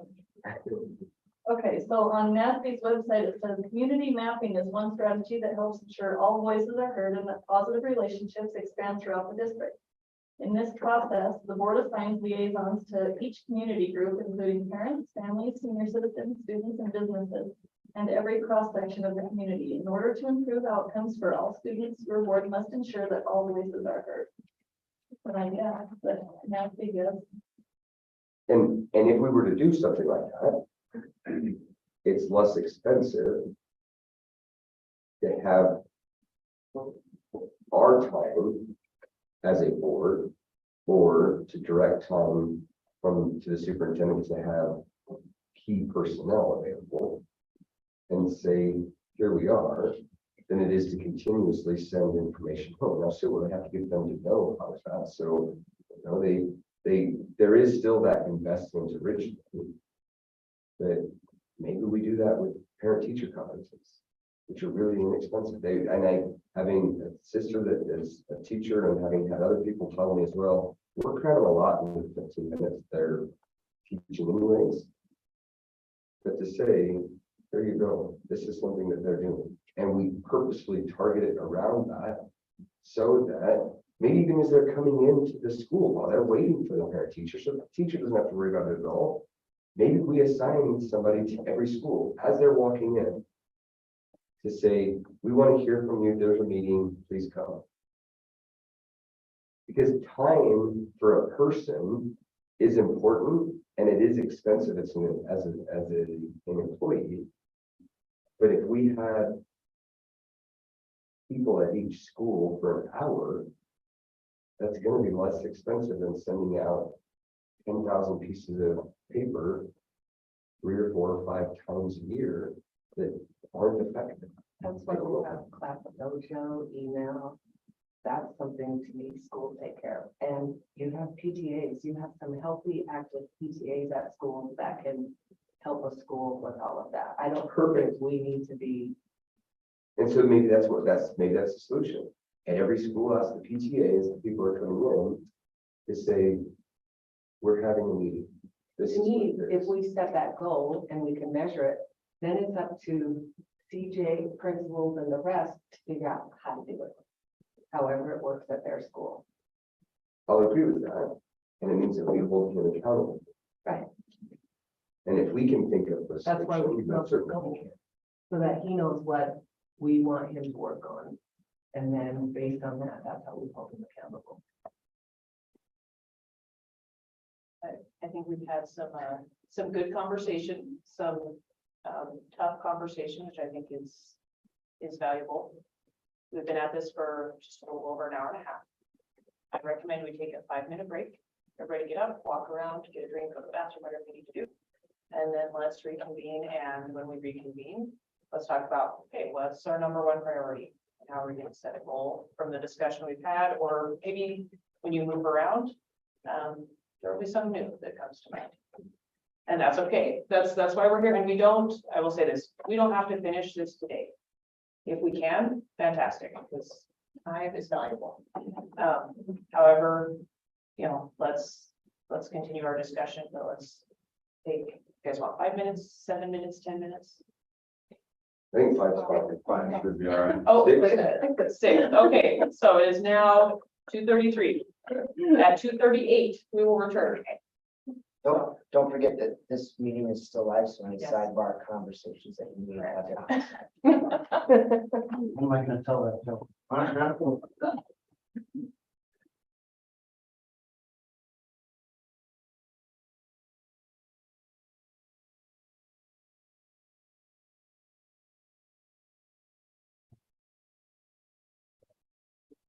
What would a substitute for that?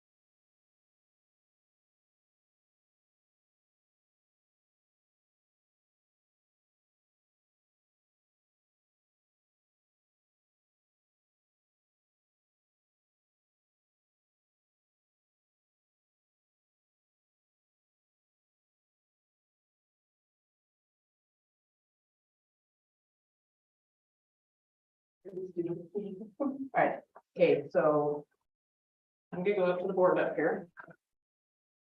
And we're gonna, It's marker. we got some markers. So you had fruit roll Well, they are, so, perfect. up. I was like, Should have brought some fruit roll and toss out. Okay, so we're gonna reconvene here. And I'm just gonna write a word on the board here.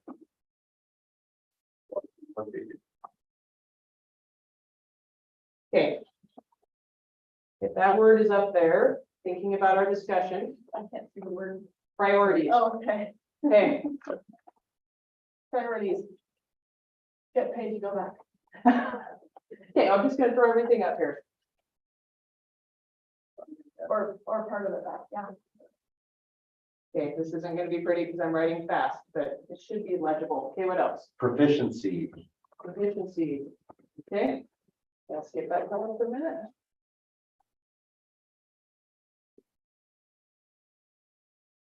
So, yeah. Student outcomes, step. Okay.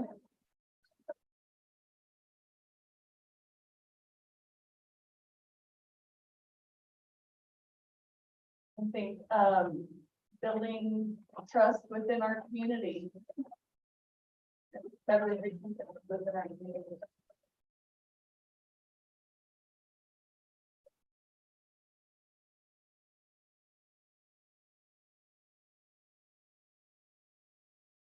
Wellness, I think, too, is a big one.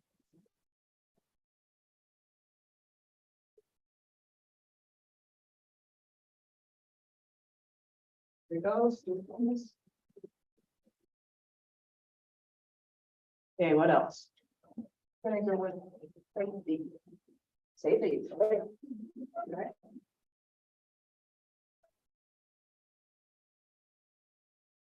Well,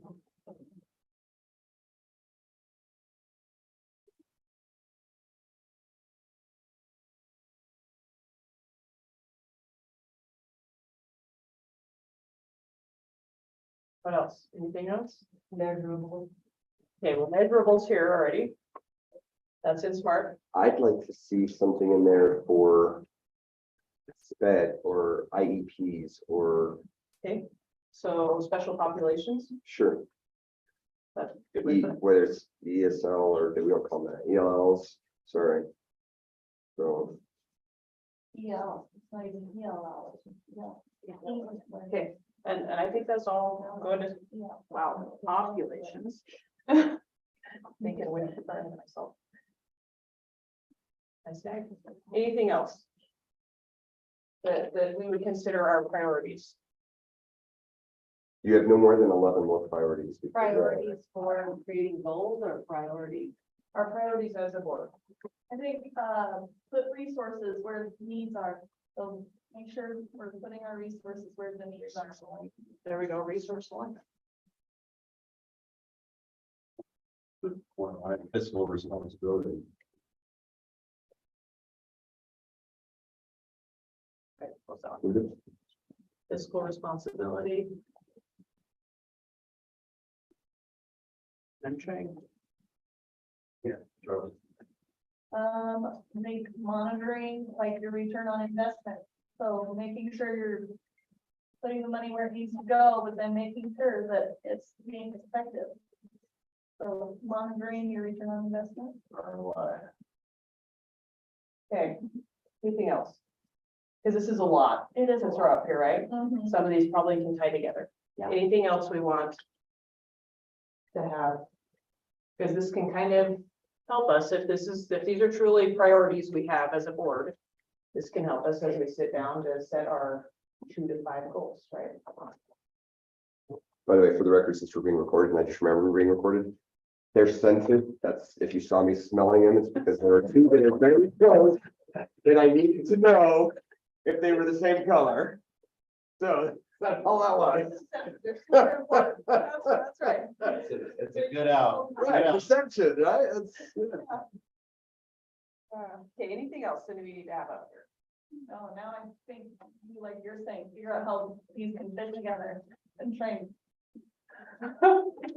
Last two, No, you see? did great. Yeah. Starting out on last two. Yeah, so how do we take these priorities? We get them into a SMART goal, right? SMART goals, plural, not just one. And yeah, how, I think building trust and relationships within community could go equally with the, So get back the pay as you go. can we group them maybe? that's what I was gonna say, let's, Yeah. Let's take that off and then, let's, we've got- Try and, be like 3 groups or 4 groups. Yeah, I think Okay. we need to We put did in have our- our goal group because one of those is gonna be better. Want me to hold it? I Goal. can hold it. yeah, or we can tape it up right there. There's, yep. Okay, so do we want to go, do we want to group them? Yeah, I think kind of see how they fit together. 'cause I So- think some of them do. So the building relationships and trust, I'm gonna say BRT, Yeah. okay, what is that group? Pay as you go. And fiscal responsibility, because It's if you with be funding. fiscally responsible to build trust with the community and to get back pay as you go. Okay, do we think that these might fit into different, and are we eliminating these in that once they're in a category, that's it, that's the only category? I think that might be better, because That then might we're be at least easier. looking at that. yeah, So, circle them in the same color. Oh, Oh, okay. hard to see. Oh, yeah, yeah. That'll The be same fun. color, then we know they go together. that's a purple. Yeah, so circle the purple, like whatever goes with purple, circle with purple. Oh, gotcha. So I'm pay as getting you that. go. But that would be Responsibility. fiscal responsibility and pay as you go, purple. There you go. Okay. So do we want ROI to be in there as well, or is that something different? I was thinking about it, but I'm on the fence with you. Yeah, well, that one can apply I think it different. Then let's leave it for now. Yeah. Too. And, Return on investment. okay, Yeah. I'm sure that. Yeah, and I think we'll do that over there. Okay. So Okay. then student outcomes and proficiency would go together, right? What do you think? Yeah. Susan? Yeah. So circle them in the same color. Okay, and the SMART goals is like, that's what we're building here. right, So, Student wellness, I would say is part of student outcomes because we want the whole child. Because I don't know how you're gonna measure that. If we make that a goal, how do you measure that? measure which. Wellness.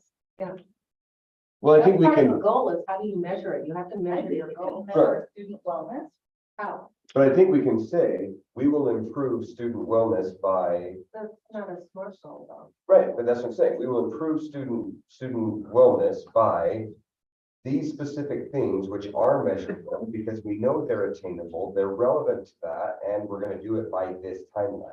So student wellness is just that umbrella. We're gonna have the support of the umbrella as measurable as we go. I think we just have to know what part of that we want to. Because you're right, we're just saying student wellness isn't gonna help us.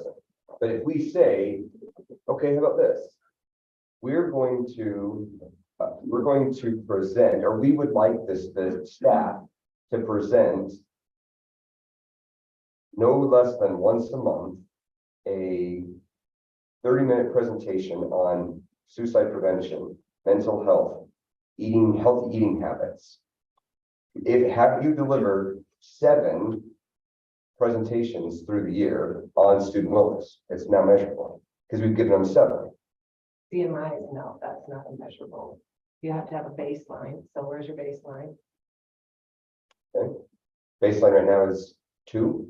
I mean, how many presentations are we giving now? Yeah, what's a presentation measuring? Well, you know, you need some kind of data to say, yes. I'd love to be able to say we're gonna have 0 suicides next year. That's measurable. But we Just can't because do you have that. a presentation though, doesn't mean everybody did sleep through it. Right.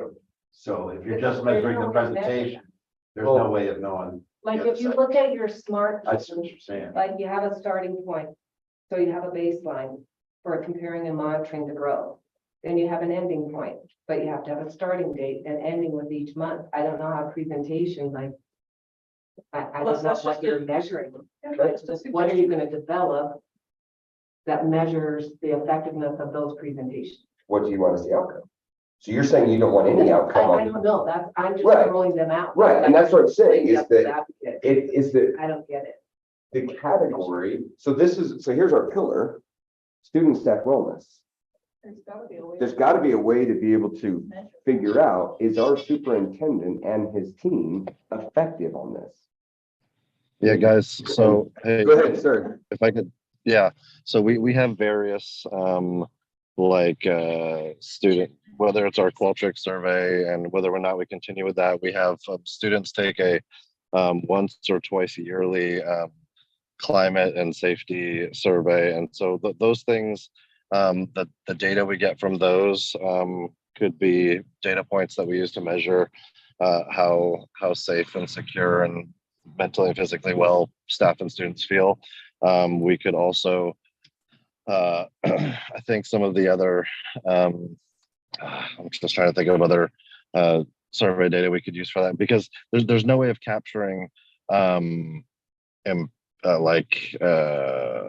no way of capturing that data without asking them those things. So that's the only, so I guess other points of data would be, reduction in, certain types of events, or, the way the Hope Squad program is going from a suicide prevention standpoint. So we would have to look at data sources that we have, and I think we have a few available that are easily drawn from, and they are already built into our system that we could certainly draw from.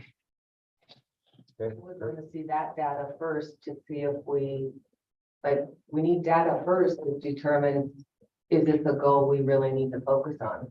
But- Rather in our head thinking we need to, based on the data, do we, whatever we choose, based on the data, is that something we really need to focus on? And I'm just throwing it out there, pretend our graduation rate was 96%, do we really need to focus on that? Sure. So same with Right. the data Yeah. that Mr. Anderson is talking about.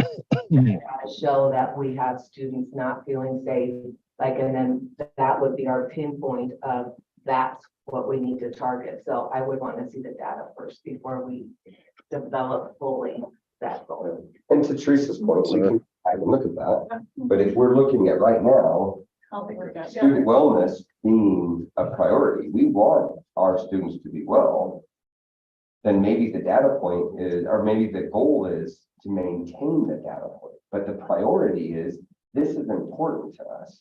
We can figure out the goal once we have more data, but do we want to even concentrate on student wellness? Anecdotally, is there a problem with student wellness in Elko County School District? Yes. Sure. I think if we ask most people, I need to see the data. I can ask Well, people right. all I want. but you do. But who was the guy that used to stick a microphone, the late night show that stuck people microphone on the street and said, if we're on the street, it's just. Jay Leno. If we stopped on Idaho Street, on 12th and Idaho, and every person that drove through, we said, are our students healthy? I think we would know that they're gonna say, no, we're not as healthy as we need to. I still want to see those surveys. Right, Yeah. that's but fine. I'm just saying, do we think as a board that this is a priority? Should we, if this isn't a priority, then we don't need to waste time with the surveys.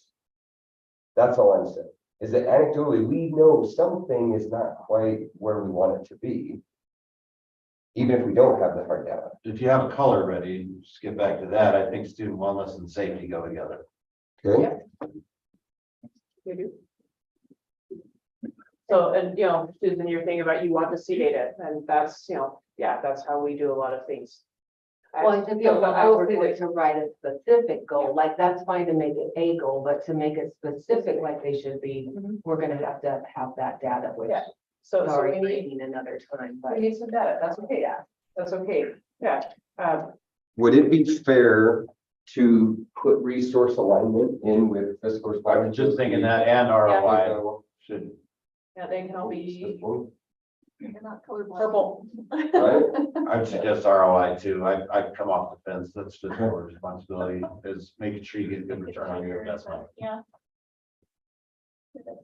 Okay, how many colors do we have up there? Purple, Or green, three red. with the SMART So goal special populations. is the I think, outlier. that fit into student outcomes, because we want to make sure that those special populations are able to succeed and to attain.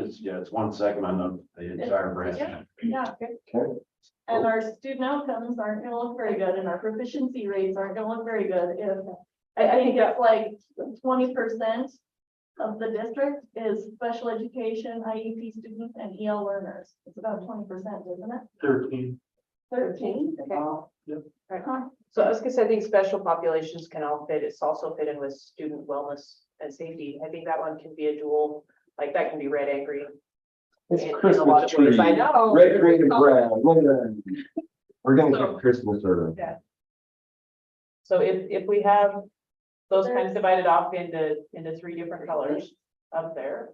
Woo-hoo, there's 3 things. Now, are those, we said those were our priorities. Are those truly priorities that we would choose to set goals around? Because right now, if we were to do that, we would have a minimum of 10 goals if we're concentrating each of these individually. That's a lot of goals. I say, or if we look at them as everything that's purple, Meld together. what's our priority there in the purples? What's our priority in the reds? What's our priorities in the green? So narrow it And down from there. 3 goals from there. I don't think fiscal responsibility should be in there at all, or student outcomes as a goal. That's to me a whole different ballgame.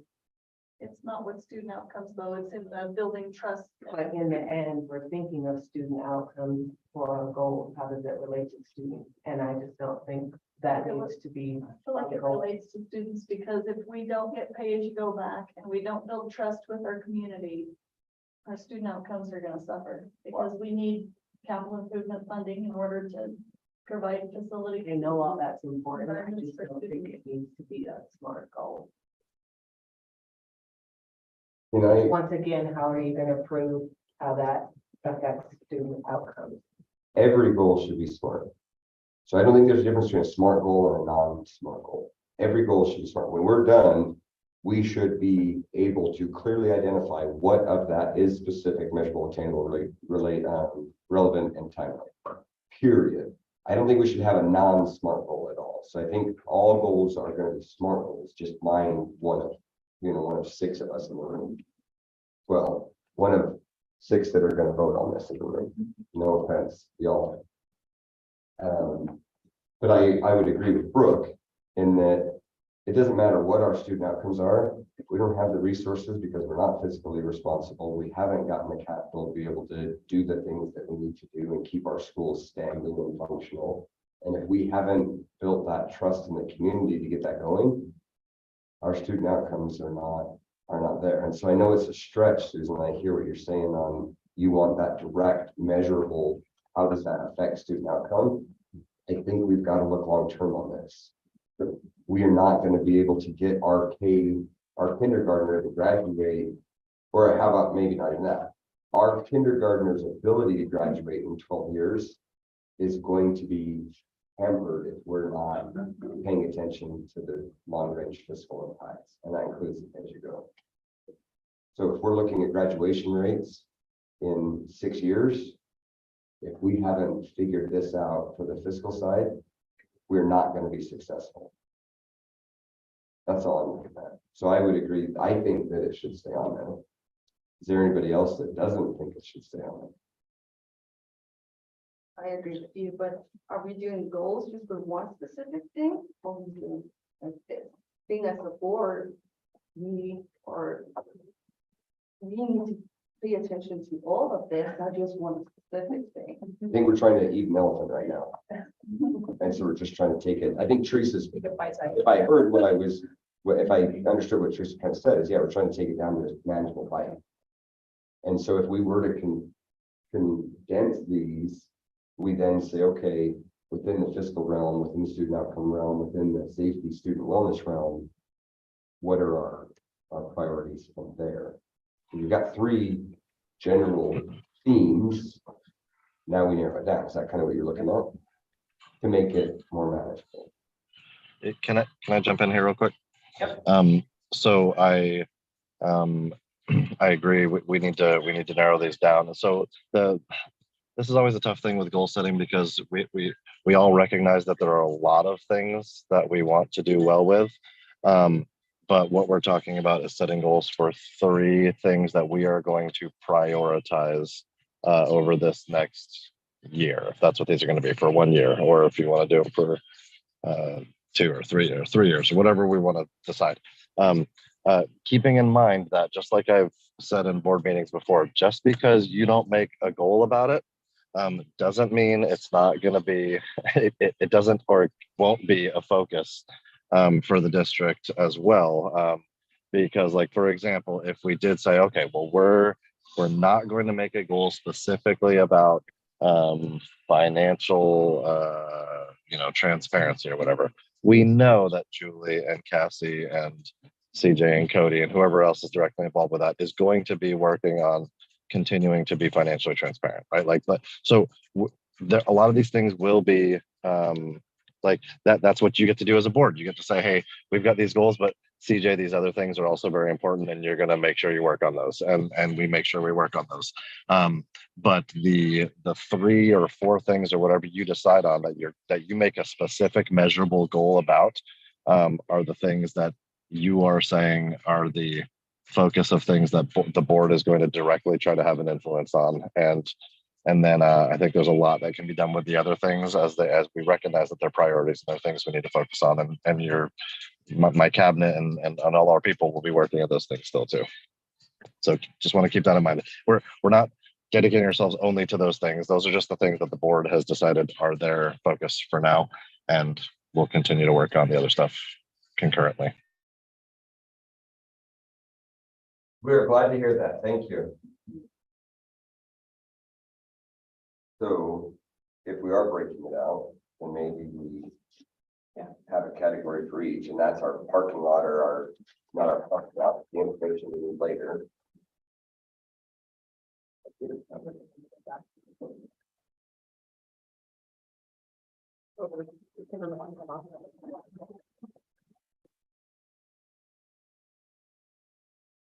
want to throw something out there too, is that I know we want to look at student outcomes directly, but I don't see anything wrong with having a goal to make sure we follow through, like with this donation that Nevada Gold Mines made towards school safety. And, setting a goal that 100% of our campuses are secure and up to standard by a certain amount of time. I don't see a problem with that goal, even though it's not directly related to student outcomes. It really is when it comes to safety and them being able to, we're talking about student wellness and all that. I don't see that as a problem for a goal. I think that's something that the district just takes care of. We sign the check. I hear what you're saying. Yes, that is a district operations thing. I would like, we've had 3 practice runs on active shooters. I don't know about the rest of the board, and I don't want this in a public meeting because I don't want to expose weaknesses.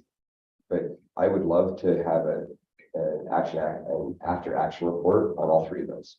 I want to know, what do we as a district need to do to make sure, because we've had 3 runs now, test runs, unbeknownst to us. Are you talking about the swatting call? The swatting calls.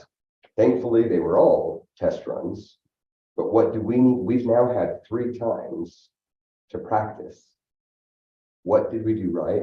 What didn't we do? Now, one of them was Wells, we're in the spring break. Not that Wells, that was bad. One of them was, the one in Wells was at spring There was break. nobody there. Right, so that wasn't a true test, but we do need to look at that and then pass that information along. So it's not the location, it was the timing. I apologize for that, but yeah, from a safety standpoint, I'd like an after action report.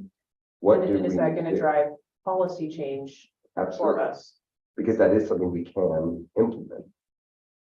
And I think that student wellness, safety needs to be high on there. And I don't know yet, Susan, how we make that measurable, but I would absolutely advocate that needs to be goal. Maybe Maybe that's just a directive. You could just ask the superintendent to do that.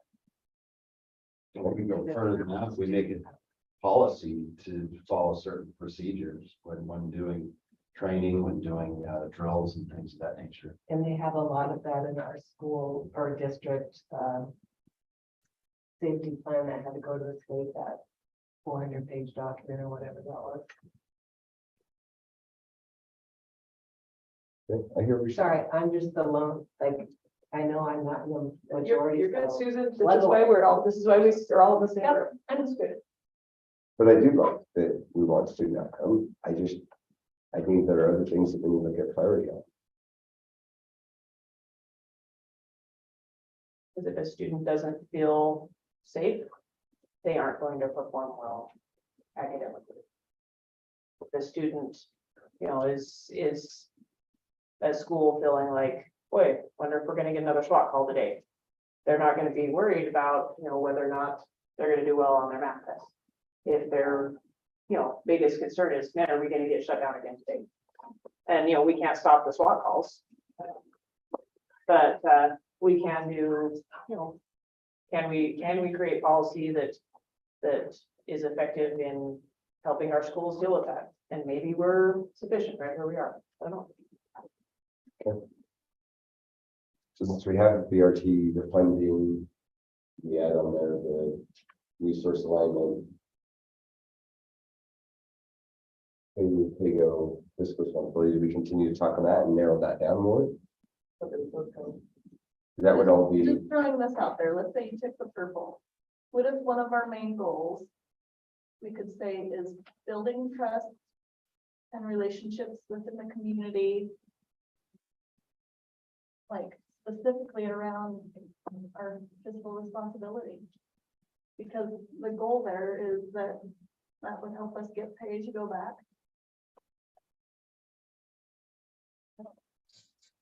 I think Brooke, just thinking about that, maybe the tough one there is going to be how do you measure that? Because like trust is very fluid and hard to measure.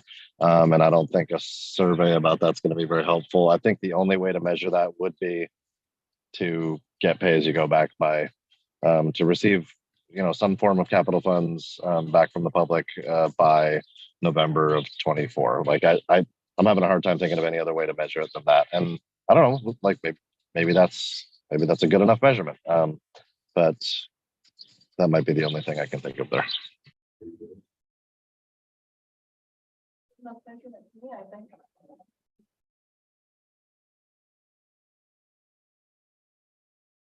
and is this something that if we can't come up with a goal on that, do we say this is the priority that we want to make sure that the superintendent works on? Maybe it's not a forward goal that we can get our finger on. But it is a priority. Every opportunity, we need to make sure that we are building that trust and that relationship. I don't know.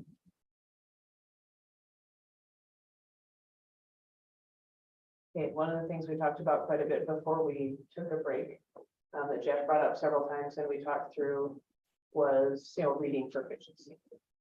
Right? One, So that one would go under here, right? Student outcomes. So, but reading proficiency, Can you bring up those goals that we had done at the meeting?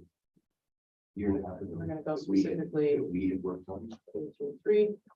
yeah, I still remember the 50% number and shaking my head at that. That's our goal. It still seems so low to me. Ben, is this what were these ours or was this what was? What were my notes from the meeting and Perfect. we went along. Yeah. We got going through. So can you read those out again and see if that's, what's that? Or which one? Right. I think that's maybe where we start looking at the student outcome of what proficiency do we want? Do we want proficiency in just reading? Do we want it in just math? Do we want it in just graduation?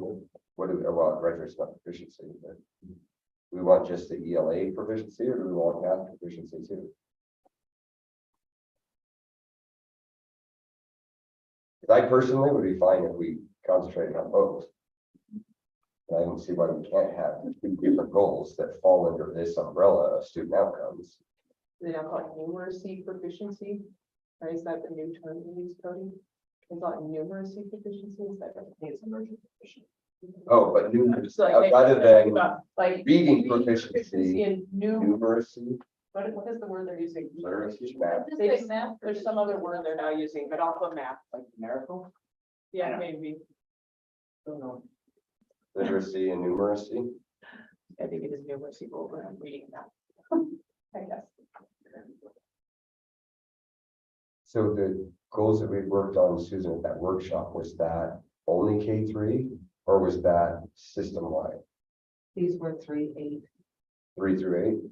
So it was K2, 3, 8, 9, 12 would be then the break maybe? I don't know, these just are 3, 8, so if you look at one. I think it was that because the first measurement, like you say, the first aspect was in third grade. Our first goal just be getting it up to what the state stands, or what the state average is. And setting that as a number is getting our reading and math proficiency up to state average. That's not So- specific enough. So question, so Sorry. no, go ahead, just, I was gonna say, are these SBAC scores? The math and ELA, are those specifically SBAC? These ones, if you scroll up. They, you can. Let's go. Get up. And the reason I asked that question is, yet then, yes, that compares us to other schools in the state, right? If that's the SBAC, because everybody has to spend money on the SBAC testing and do it, so, right? Is that what it is, or? Yeah, you can. Yeah, yes, the scores on the battle report card for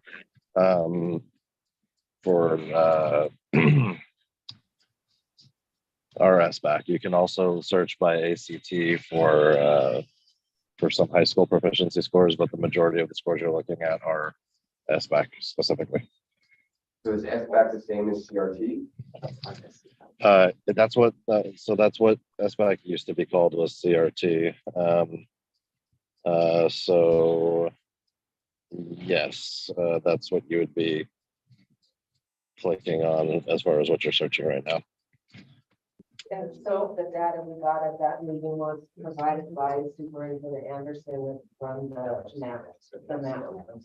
Okay, because I was gonna throw that out there, that maybe SBAC is not the best way to measure this, so.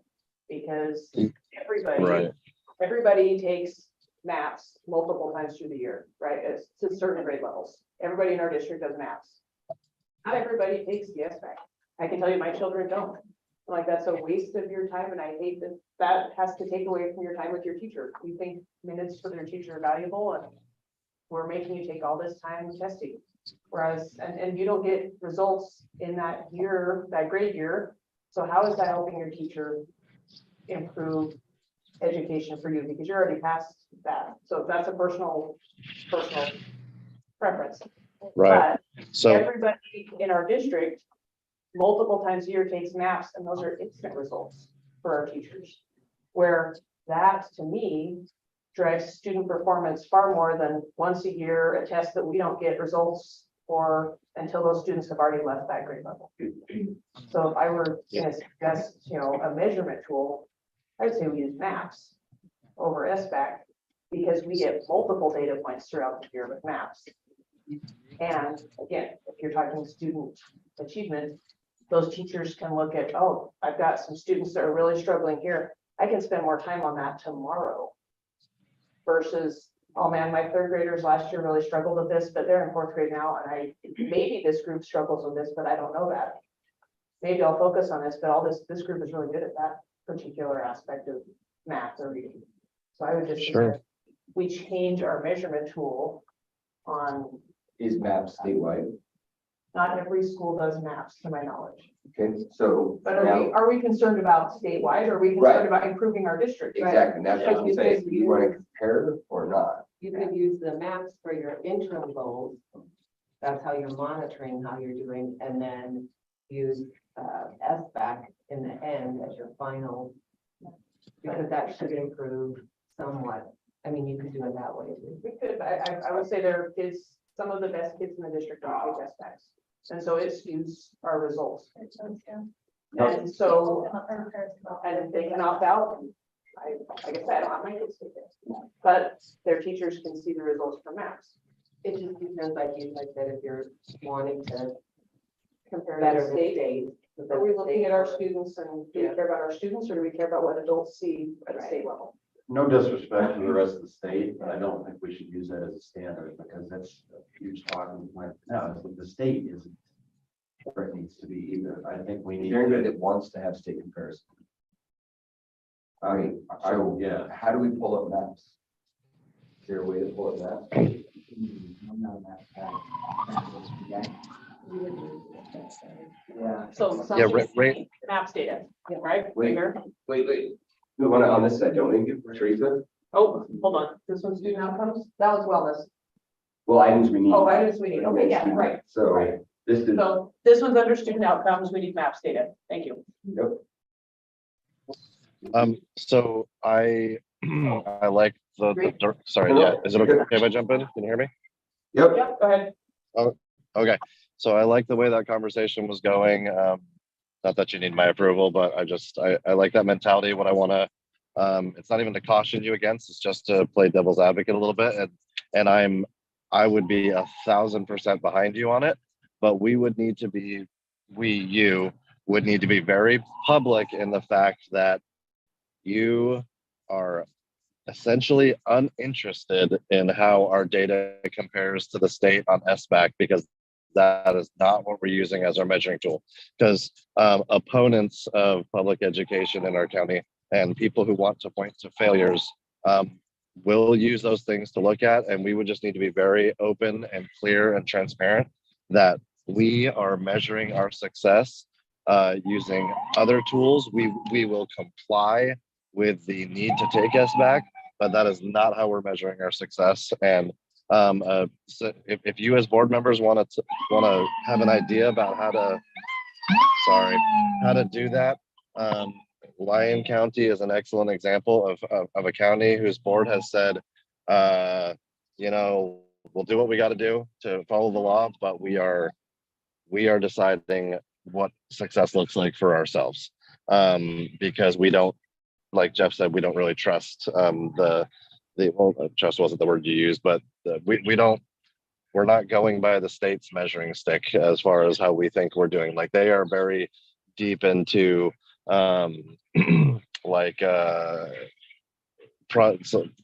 benefits based learning and hands-on things that they feel like show the success that the opportunities they're providing for their students. So they've come up with what things they're going to use to measure, and they're using those, but they are very upfront with their public of like, if you try to come to us with what the SBAC score is as a comparison to the state, don't even bother, because we don't care about that number, because that's not where our focus is. So that just may need to be something that goes along with a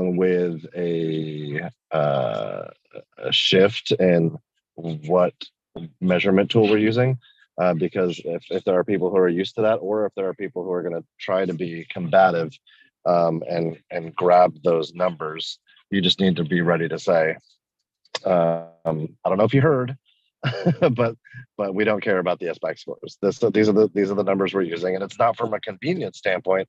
It's just this is the one we feel like accurately reflects the progress we're trying to make, and that's where we're putting that, because there's the SBAC, there's the MAP, there's the NAEP, there's the ACT, like there's all these different measurement tools. There's like graduation rates, like there's a bunch of them, and from a goal standpoint, you just want to pick which one for that, maybe for a grade band or something like that, and just be ready to say, thank you, please join us in the conversation though where we are, and that is talking about MAP as our measurement tool.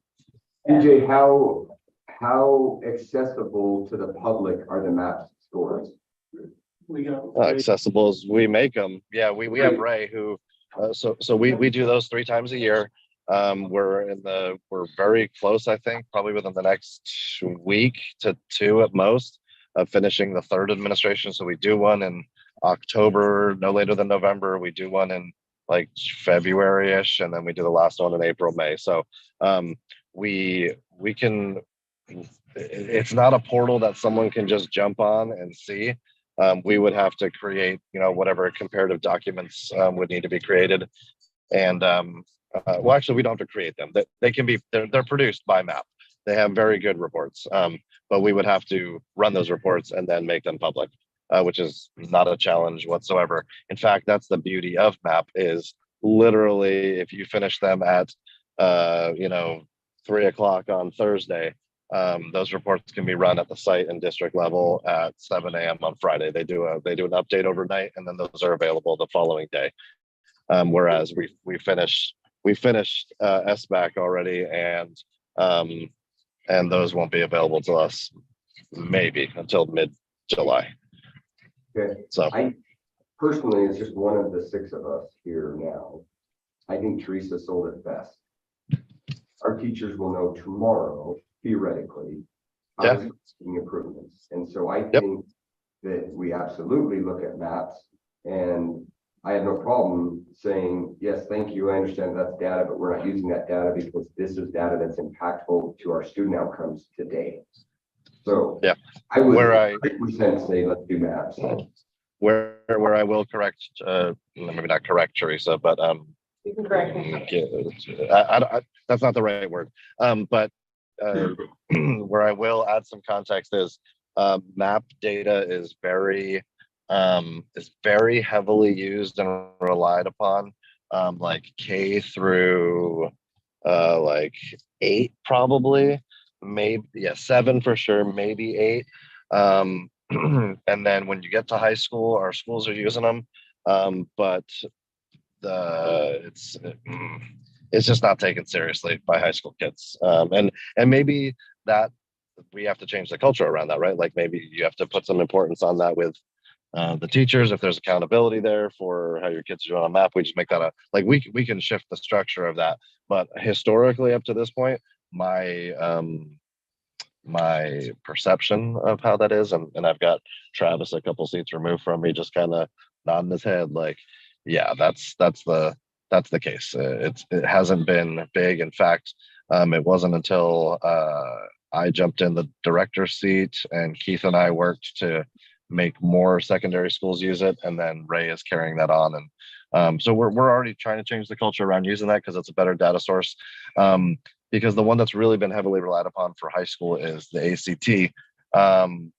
But again, that's like a state mandated test. You take the ACT, and I mean, when we live in a community where only 40% or probably even a little under that are planning on going to college, it's hard to separate in their minds or sorry, not separate, to blend in their minds the value of taking the ACT when the ACT is.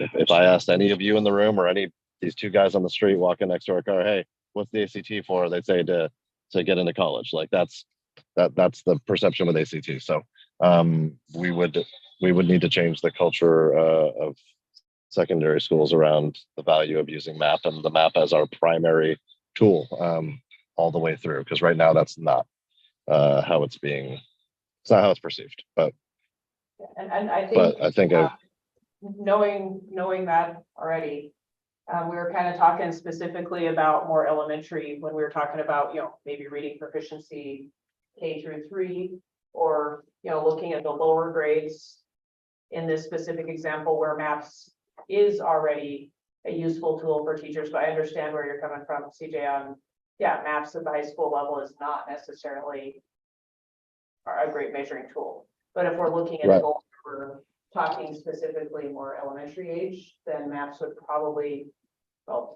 is definitely a better data tool.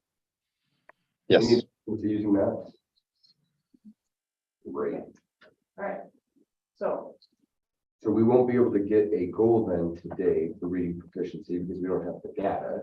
Same with math proficiency, but we can at least flush out what are we looking for. Do we want just reading proficiency on K3? Because you don't want to waste time on something if we're already proficient.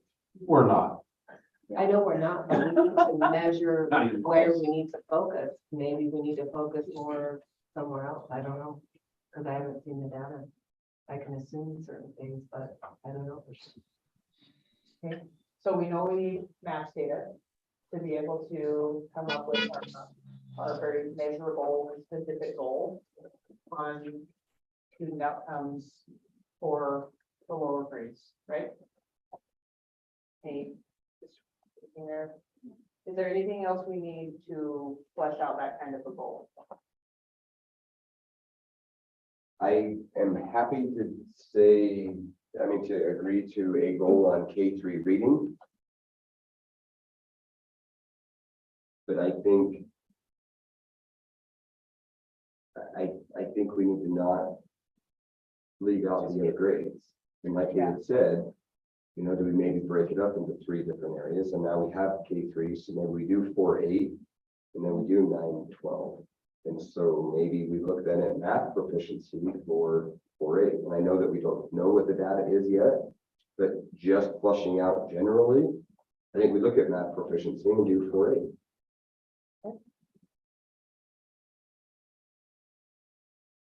And for our 9-12, just throwing it out there, I personally love the idea of a CCR. Because I think it takes both sides. It takes those kids that are never going, and they've done never, that are not going to college right out of high school. While at the same time also recognizing that there are kids that are going to go straight into not high school, college. That's kind of So what you're- I think that, yeah, that would be good. Just to flush it out. It's not degree diploma. Yeah. It's not a degree, it's a diploma. CCR diploma. Does the Nevada report card have CCR data on it? Do we see how many? The CCR would be the ECSD. Which is that? Oh, she's talking about specifically the college and career readiness Right. endorsement on a diploma or career and technical education endorsement on a diploma, those different endorsements, right? That's what you're talking about. Yes. specifically? I don't know. I think maybe it's gonna take a minute to find it. Okay. Let me look at that. Because I want to make sure that, I think it's in, you have to dig through it, but it's in the graduation stuff. So let me grab my computer. because I want to make sure that we get the data, because Susan's right, if we don't have the data, then we can't make that a measurable and specific goal. But I'm just throwing something out that I think we shouldn't just say, yep, we're looking at just a case, just a little kiddos. Sorry, high schoolers, good luck in life, but we're not looking at you. I don't think that's saying that at all, though. We can still have a specific focus on something. I can see this getting, here's 3 goals now already, and we haven't even touched any of these other subjects. So we are gonna have to narrow it down. Just because we don't have something as a goal doesn't mean it's not a priority to us. But if we're picking a specific focus, I think that, like, all the reading and all the things that I've been looking into over the past couple of years have all pointed to that, is that the earliest kids, the K-3, is where the most effect comes in. That if they're not prepared by 3rd, then they're behind the rest of the way. But I'm not saying that the 4th graders aren't important. Sure. I'm just saying, I think that's where we can have the most effect. And I'm looking at the reality that we're not going to know if we're successful with the kindergartners. Yeah. None of us will be here in 12 years when they graduate, because we're done like that. No matter how successful we are, we're done. So I'm looking at, while we're here for this board, let's see what we can do to impact. And I know that 5 is a lot. I'd be happy doing 3 student outcome goals, 1 funding goal, and 1 safety, or whatever we're going to call the other goal, student wellness goal. That's 5 goals. 3 of them are student outcome, very specific, very measurable, all the rest of the stuff. The rest of them, we flush out how we're going to make it a SMART goal. Because I think that funding is important, and I think that student wellness is important. And I think we could have goals on that. We know that those are priorities, and we've taken what did I say, 12? We've taken the 12 categories down to 3. That doesn't mean that within that student outcomes category, we can't still have 3 additional goals. Or not 3 additional, but 3 total goals, yeah. That's just a thought that I have, and I think that we can work on that. I agree with Susan, this is what every meeting should be looking at as student outcomes. And I think funding is important to that, and I think student wellness is important to it, but this is giving us those priorities right away. And that makes, you know, they took 50% of it should be towards, so I don't know that that's a goal, but in meetings, but that brings my, you know, we're doing 60%, if you did 5 and 3 were of that nature. And that's not saying that we don't make those other two, that, you know, quantifiable as a student outcomes as well. So along those lines, then, do we think generally reading proficiency on K3, math proficiency 4.8, and CCR, or whatever measure, whatever item we're going to call that, I'm just looking at, I want to make sure that those kids that are ready to go to college and those kids that aren't ready to go to college, we're looking at both of them to say, are you being successful? Is the district impacting your ability to be a successful, productive Or citizen? either college or career, and yeah, whichever. And that's why so maybe I'm misunderstanding what a CCR is.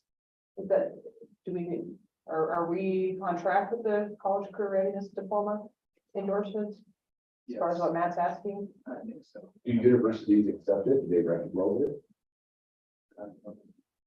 Because it sounds like industry is starting to accept CCR better.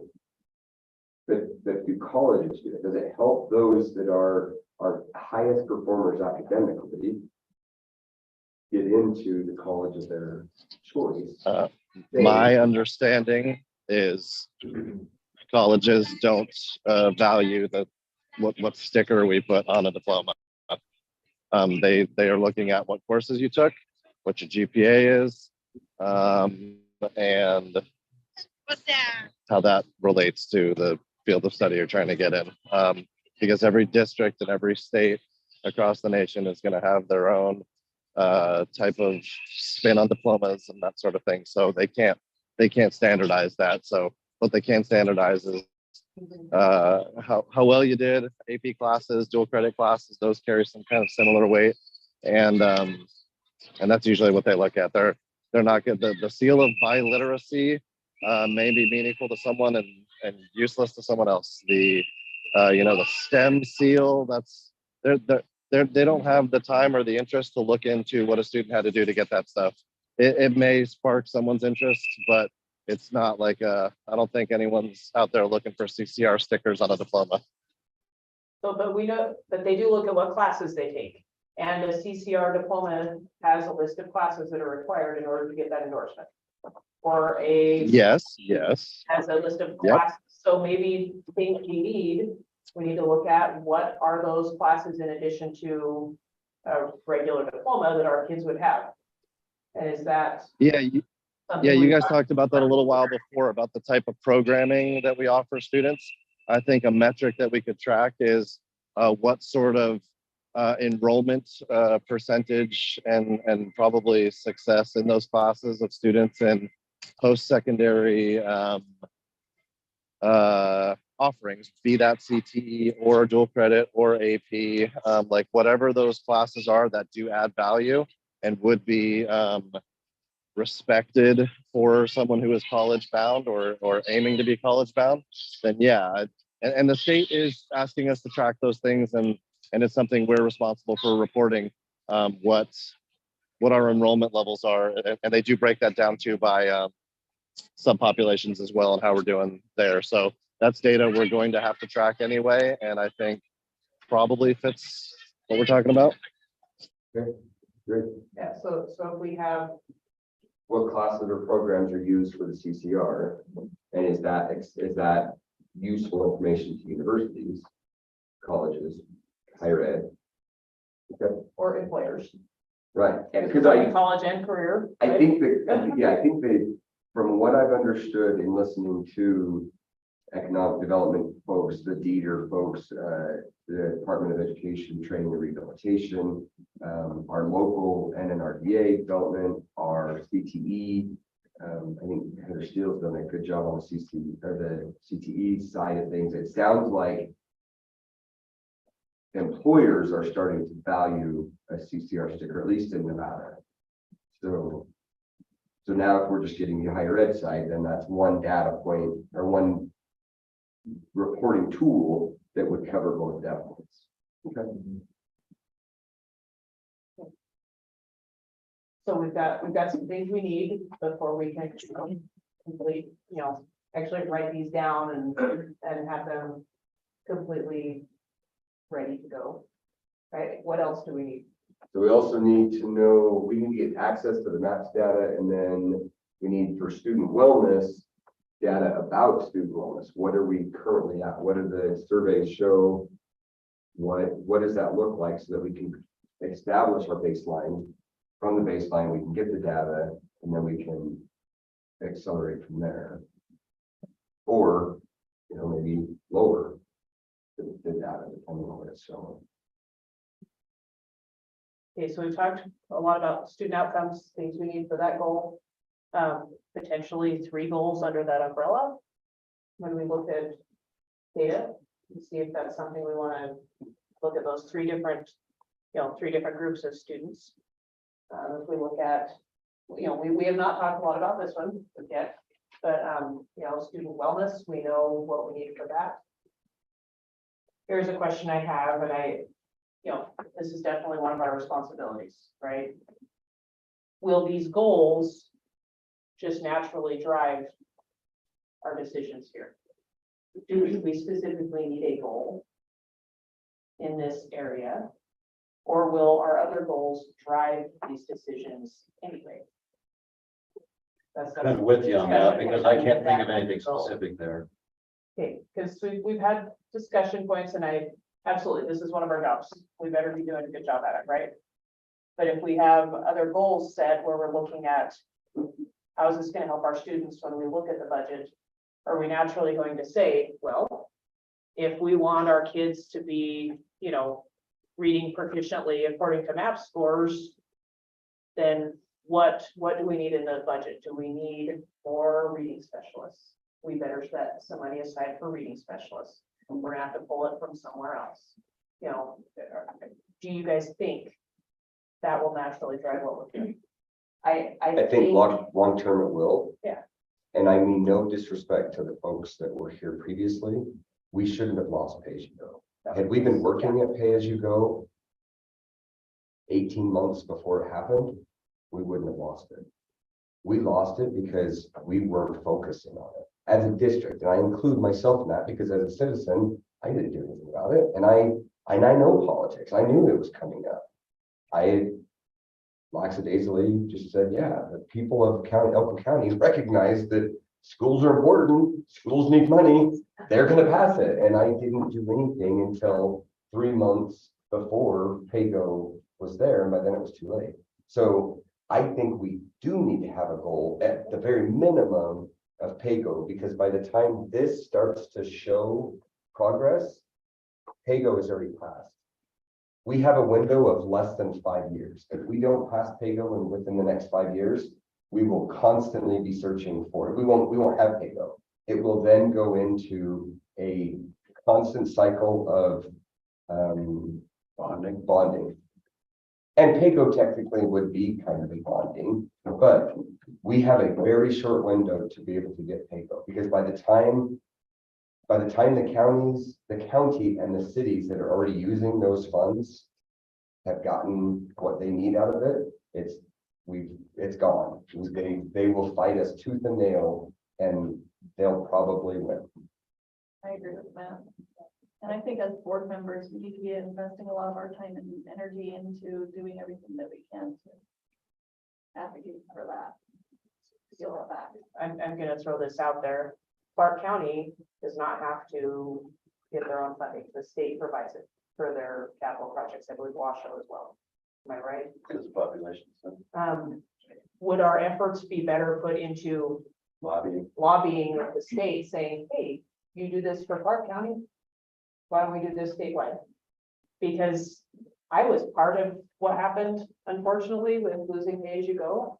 And it was an ugly time. And as board members, even though we're like, hey, we should be out there, campaigning for, you can't. When it is on the ballot as a board member, you cannot go out and campaign for it. The county who got the money could campaign against it, and they got the money, but we cannot campaign directly for it. You can share information. But it was incredibly frustrating to be like, oh, I can't say, hey, you really need to vote for this. Because you can't. Why not? Laws keep you from doing so. The state, I would So- argue the First Amendment's a little stronger. So So, I'm not sure we need that as a goal. That's something, yes, we need to have information and all of that. I just think we're getting to have too many goals too. Like, you can't do it all, but we have to do that anyway. You know what I mean? we do, and I'm just wondering if we may need to shift our funding focus to a different avenue, because the county and the cities that have all of that revenue that we no longer have, it's really gonna be hard to get it back. It is gonna be really, really hard. No matter how much trust we have, they're like, yeah, but we've got it in our budget now and we really like it here. So we like the hill things. And I think showing that we have these other goals that we're working on and then showing our progress on those is one way you can, I'm not saying that's gonna work, but you know, it's one way to say we are working toward. But I guess that's just me. I think lobbying efforts could be successful. I'm jaded in that It's fine. when 75% of the legislature is from Clark County, it's easy for them to say, yeah, Clark County is gonna get this. So it's a numbers game, politics is on that specifically. I don't know that, I mean, we can't even get the legislature to recognize that Hawaii, which isn't a entire district, it's one school, and they can't even fund that. Why would they fund Elko County School District? So I'm a bit jaded there. Does that mean that, you know, I'm not willing to give it a go? Not at all. I know that if we don't get that money back from the county soon, it's gonna be hard, and the cities. Yes, the county and all the different municipalities. Because the minute it starts going to their general budget, some of them already has. And that's not what the citizens originally put that forth as, it was capital only. And that's my biggest concern. I'm just saying, I thought pay as you go is a great system. However, we may need to look at funding in a different way, and lobbying the state may be the wrong way. But that might be a conversation we need to have, well, a constant conversation where we come up with different means of capital funding, because the voters said, we're not interested. And I can tell you, in the Carson City, so now line funding and legislatures are, they are set. Capital improvement is county based. It's a non-issue. You had everything set up to move forward with the Hawaii school, and ultimately it's an Elko County School District issue, and it shouldn't be, because Hawaii is not in Elko County. And to use capital improvement money for Hawaii school is Elko. And so we gotta find a different funding source there. That's the reality of the legislature. Yeah, like I said, I think we're gonna have to get a little more creative. And it's 2 years, but it's 2 years again before we can even get a bill in that would address any of that, because it's not going this session. Unless, well, we're still waiting on the governor's budget, but To say, and even with pay as you go, we've got some time, but I think maybe that's something as board members, we do some research on. And come back and say, is that where, do we want a goal there? Maybe the answer is yes. Or do we say our funding is gonna be really guided by what people can see, with our student outcomes? I don't know. And when I look at Washoe has a lot of bonds. The legislature approves legislation allowing the district to issue general obligation bonds over a 10-year period via their rollover optimization. So which is 38 cents, but like their last was 298 million. So the legislature allows the bonding, and maybe that's where it's coming from, is that the legislature allows the bonding for Clark and Washoe, they're not paying them directly. Sorry, go ahead. That's okay. Okay. Well, as I said, it sounds like we're kind of at a spot where we need more information before we can really complete our task. Does everybody agree? Do we want to keep? I'm not one to just meet this week. So if we think we've done everything we can with the information we have, then I say we ask for public comment and we adjourn the meeting. But if you guys feel like there's more we can do today without the data that we have said we need, then. Can I just ask, for math proficiency, we're looking at 4 through 8? This is, and these are not set, this was just suggestions. So are we getting data for all the grades? Because right now the lowest is high school math proficiency, 17.3. It's lower than all the rest. Through maps. No, just state, that's all I have right here. So I'm just saying, so are we getting all data from all of them, or we just want to focus? I mean, it doesn't matter. I was just wondering. I just think from a goal standpoint, if we're gonna be specific, we can't do all of them. No, we can't. It's too much to, like, we need to be Right.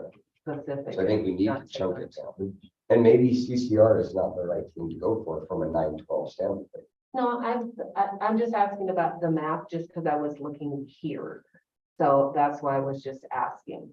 Ray, is it possible to compile and there's another C word I'm looking at, but I can't think of it right now, but to congregate. Consolidate the 4-8 grade scale for math only, or do we have to take it one at a time? Are you talking state For maps. S back there or No, maps? just maps. Sorry, only maps. If, Yeah. like, if I understood what we were talking about, right, we're looking only at maps. We kind of moved beyond anything but maps. Well, Yeah. and maybe, you know, 4 through 8, math, they're doing okay, but they still do need to be more reading proficient. So I think we need the numbers on for both, for all the To grades. answer your question, it's pretty easily manipulated to really be whatever grade you want, but Okay. my grade level is pretty easy to do, and then, you know, you can lump those. Yeah. So what But data? you need to break it For apart. math test, for both math and reading for each of those different grade groups. What all does maps measure? There's the reading test, a math test, and a science test. And then again, each one, there's different instructional areas that it, what they call it. So I mean, you could break it down by instructional areas, which are what we use. So I mean, it could be as broad as just, you know, what the proficiencies level of math in general, or there's, you know, number sense. calculation. If we look at just those 3 categories, though, that would be a proficiency within that 3 categories, and then the teachers or the principals or whomever could break it down directly. Yeah, So and one of the nice things about math, and I apologize that I wasn't here for most of this, so maybe you talked about it, but there is one report in there that is projected proficiency. So it's based on the math results. It projects the number of students who are anticipated to be proficient on the state test, the SBAC, the stuff that's reported in that report. So that may be something that we would look at, is increasing those projected proficiency rates.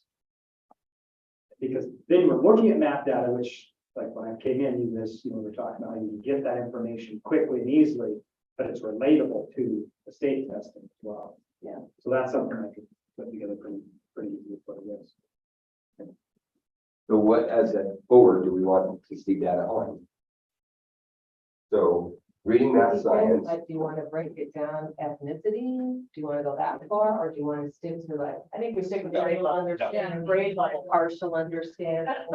So we could say, I'm just going by this, like, this one was 29.5% were in the partial understanding grade 2, so maybe our goal is to get them to the green, to the proficient. And What would we call those categories? What is that category called?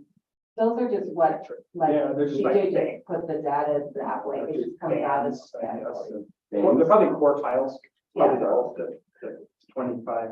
Yeah, it puts 25% the count that took it in the percent, and it just has, here's your minimal I'm not sure which can see it. Okay. Oh, let's call it quartiles for lack of anything else. Let's ask for. Right, and that's what I'm looking Let's at. go. Can we get data that shows us third grade proficiency in reading? That, and in the same packet, let's have fourth grade. Fifth grade, sixth grade, seventh grade, eighth grade. So can we get K-12 on No, reading, math, Do stuff? we want K-12 or are we gonna say, Well- we're gonna look at this group of students right now? I think we need K-12 because the student's point, if our fifth through, our fourth through eighth is doing really good, but our 12th graders or, I mean, 9 through 12 are suffering, we don't know what we don't know. But we've learned that the maps is not gonna be the best judge, the best measuring tool for high school, so Sure. we go K-8.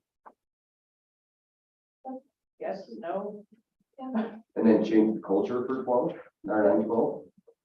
I mean, I like Ray's suggestion of the one that shows, the projected, like how they're gonna do, because, and this is just me putting it on the record, I think we still should pay attention to what the state's data is, because it's our state. So having the projected, I think, to look at would be good. And maybe, I was thinking about, okay, your high school lower, but if you can get the lower grades, if you can get those up, that should make a difference eventually to high school, and then high school, okay, if you're working on like juniors and seniors, then you only have 2 years, so that's a tough one to know what to do with that one, because you still want them to do well too, so. So then to Teresa's point, what information do we ask for? Do we want K-8 reading, math, science with projected proficiencies broken down quartile? Or do we, because actually we can't get it, so either projected proficiencies or quartile, right? Or do we want both? I want both. Yeah, I can do 2 separate reports, but I can do. Does that work for everybody? K-8 on these 3 for those 2 breakdowns.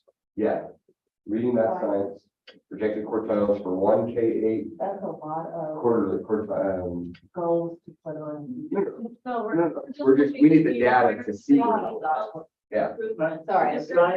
Science might not be, not everyone takes the science. Yeah, so I was gonna say, I think it's just reading it. We have So, more and more. Reading and math would definitely be a larger percentage. Good science. Great, that's why I threw up there, is that I'm trying to. Because then if the reading one looks better than the math, then we make a math goal of it. Or like. Okay. And we'll do this K-8. Okay. So Ray, if you can get us math test K-8, reading math with both the projected proficiency and quartile. Is that something that can easily be put like on one sheet, or are we gonna look at 120 pages down? It won't be 120, but it won't be much sheet. Fair. It'll be manageable, I think, though. Good. Does that work for everybody? Consolidate it down. So. Yeah. And then can I It's just a throw out one there, nice pie chart, so it's really easy to look at. I love the pictures. Yeah, Me too. colorful charts, I like. Yeah. Can I just throw out there, if you have time to look at the book that I gave you, great on their behalf. It just might help you understand where I'm coming from, or pieces of it. If you don't have time to read the whole thing, I understand. I know that you've got to leave.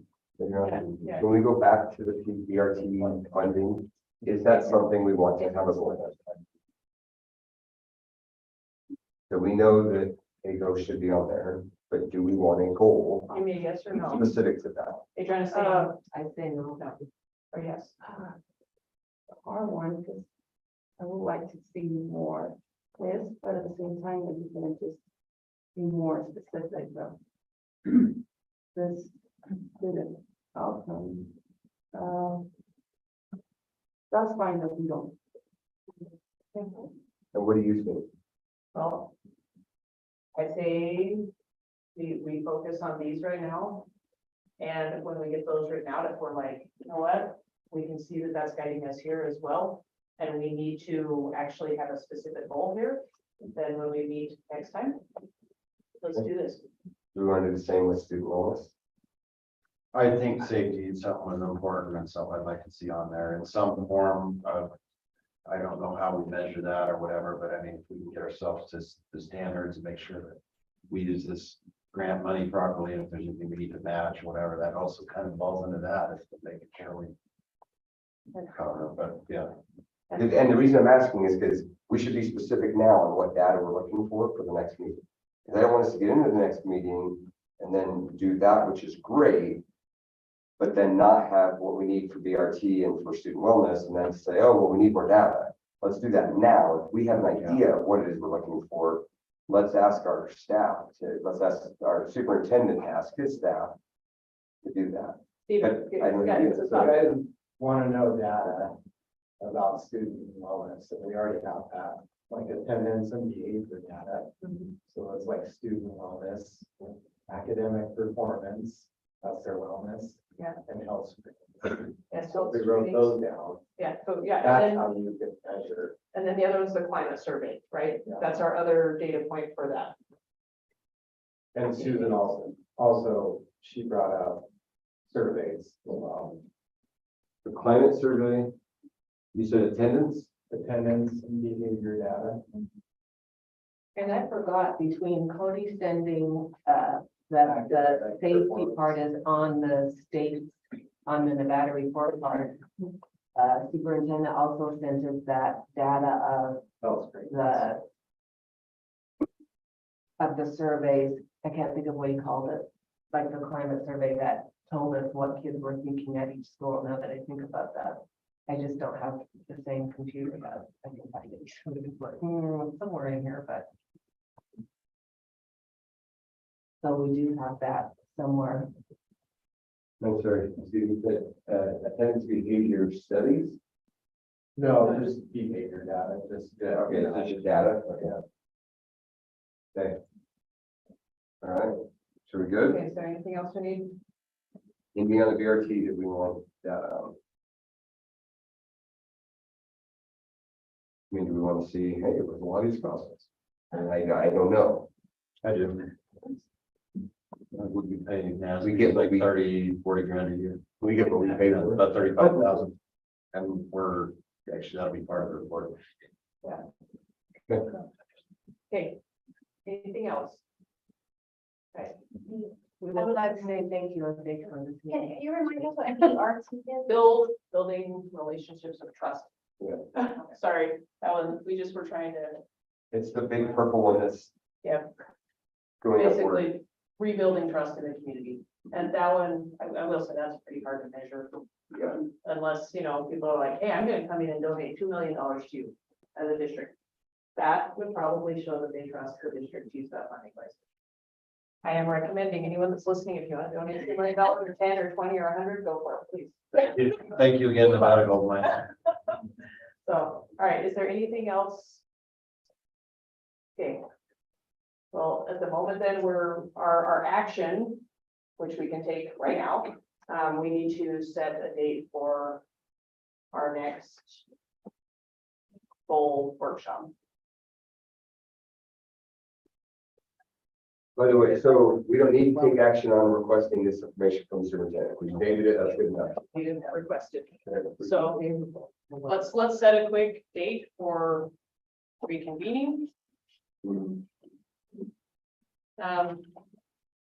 guys just want to do it before the next board meeting? So does that give you sufficient time to get the data we need if we do it 2 weeks. in 2 weeks do we still want to do 1 o'clock? We want to do, Yeah. What date did you say? so it would be the same day as our next board meeting, the 23rd. Because we know Tuesdays worked for most. No conflict there. No conflict. Anybody else that would- Same time or 2 o'clock or what? Whatever works for- Let's do 1. I like 1 o'clock because then if we need to have longer, we can. Okay. I have no conflict if we did May 23rd or 1 o'clock. And I'm sorry, I missed that. I can't look at my phone and concentrate on other conversations. Do we get the data ahead of time? Will we have it before that? We can look at Yeah, it before. I would or like get it? You might have some I best. don't want to Yeah. rush you. I just Okay, wanted to yeah, get we that. need to push it back further so that we can have the data and give you plenty of time, because I know you've got lots of things on your plate all the time. Is this like a board workshop? Yes, so we'll No, have part to, two? we'll have to, part 2, we'll have to Okay. agendize it, but yeah. The one that pushing back would be looking at the end of school, right? Yeah. I mean, I guess I'm walking in a little bit late to this, so I don't know all of the stuff that you've requested. The stuff that I see up That's there it. that I would be Heard it. responsible for, I think I need to. Okay. Take some pictures of them. I think 2 weeks is plenty of time. Good. Okay. Anybody else has weeks to add is 2 weeks. Say 1 week, really, Okay. so we'd have a week to look at, or a couple days. Is that shoot for having the information by. At least when the agenda comes out, Yeah, so And then- Thursday of next week. well, Yeah. or 2 Thursdays. I don't know. Yeah, Thursday next week. Yeah, I think you're saying. Yeah. All right, okay. All right, so. I think we can just take this as consensus that we're going to meet. I agree. We don't need to know that we need a motion, but we will meet on May 23rd at 1 p.m. Same location unless this vote really is booked. And we'll let you know otherwise. And everybody be looking for that information to be sent to you in a digital format. So that we can be prepared for this intense goal setting workshop that we're gonna finish up on the 23rd. All right, And thank you to this staff, because. yes, that was what I was just going to say, because thank A you. lot of work and turning on. Thank you for your work, and thank you for being here today. Absolutely. Thank you. All right, well, this is a final opportunity for input from the public. Anyone would like to say anything? All right, if not, meeting adjourned. Thank you. Thanks, everybody. I got it.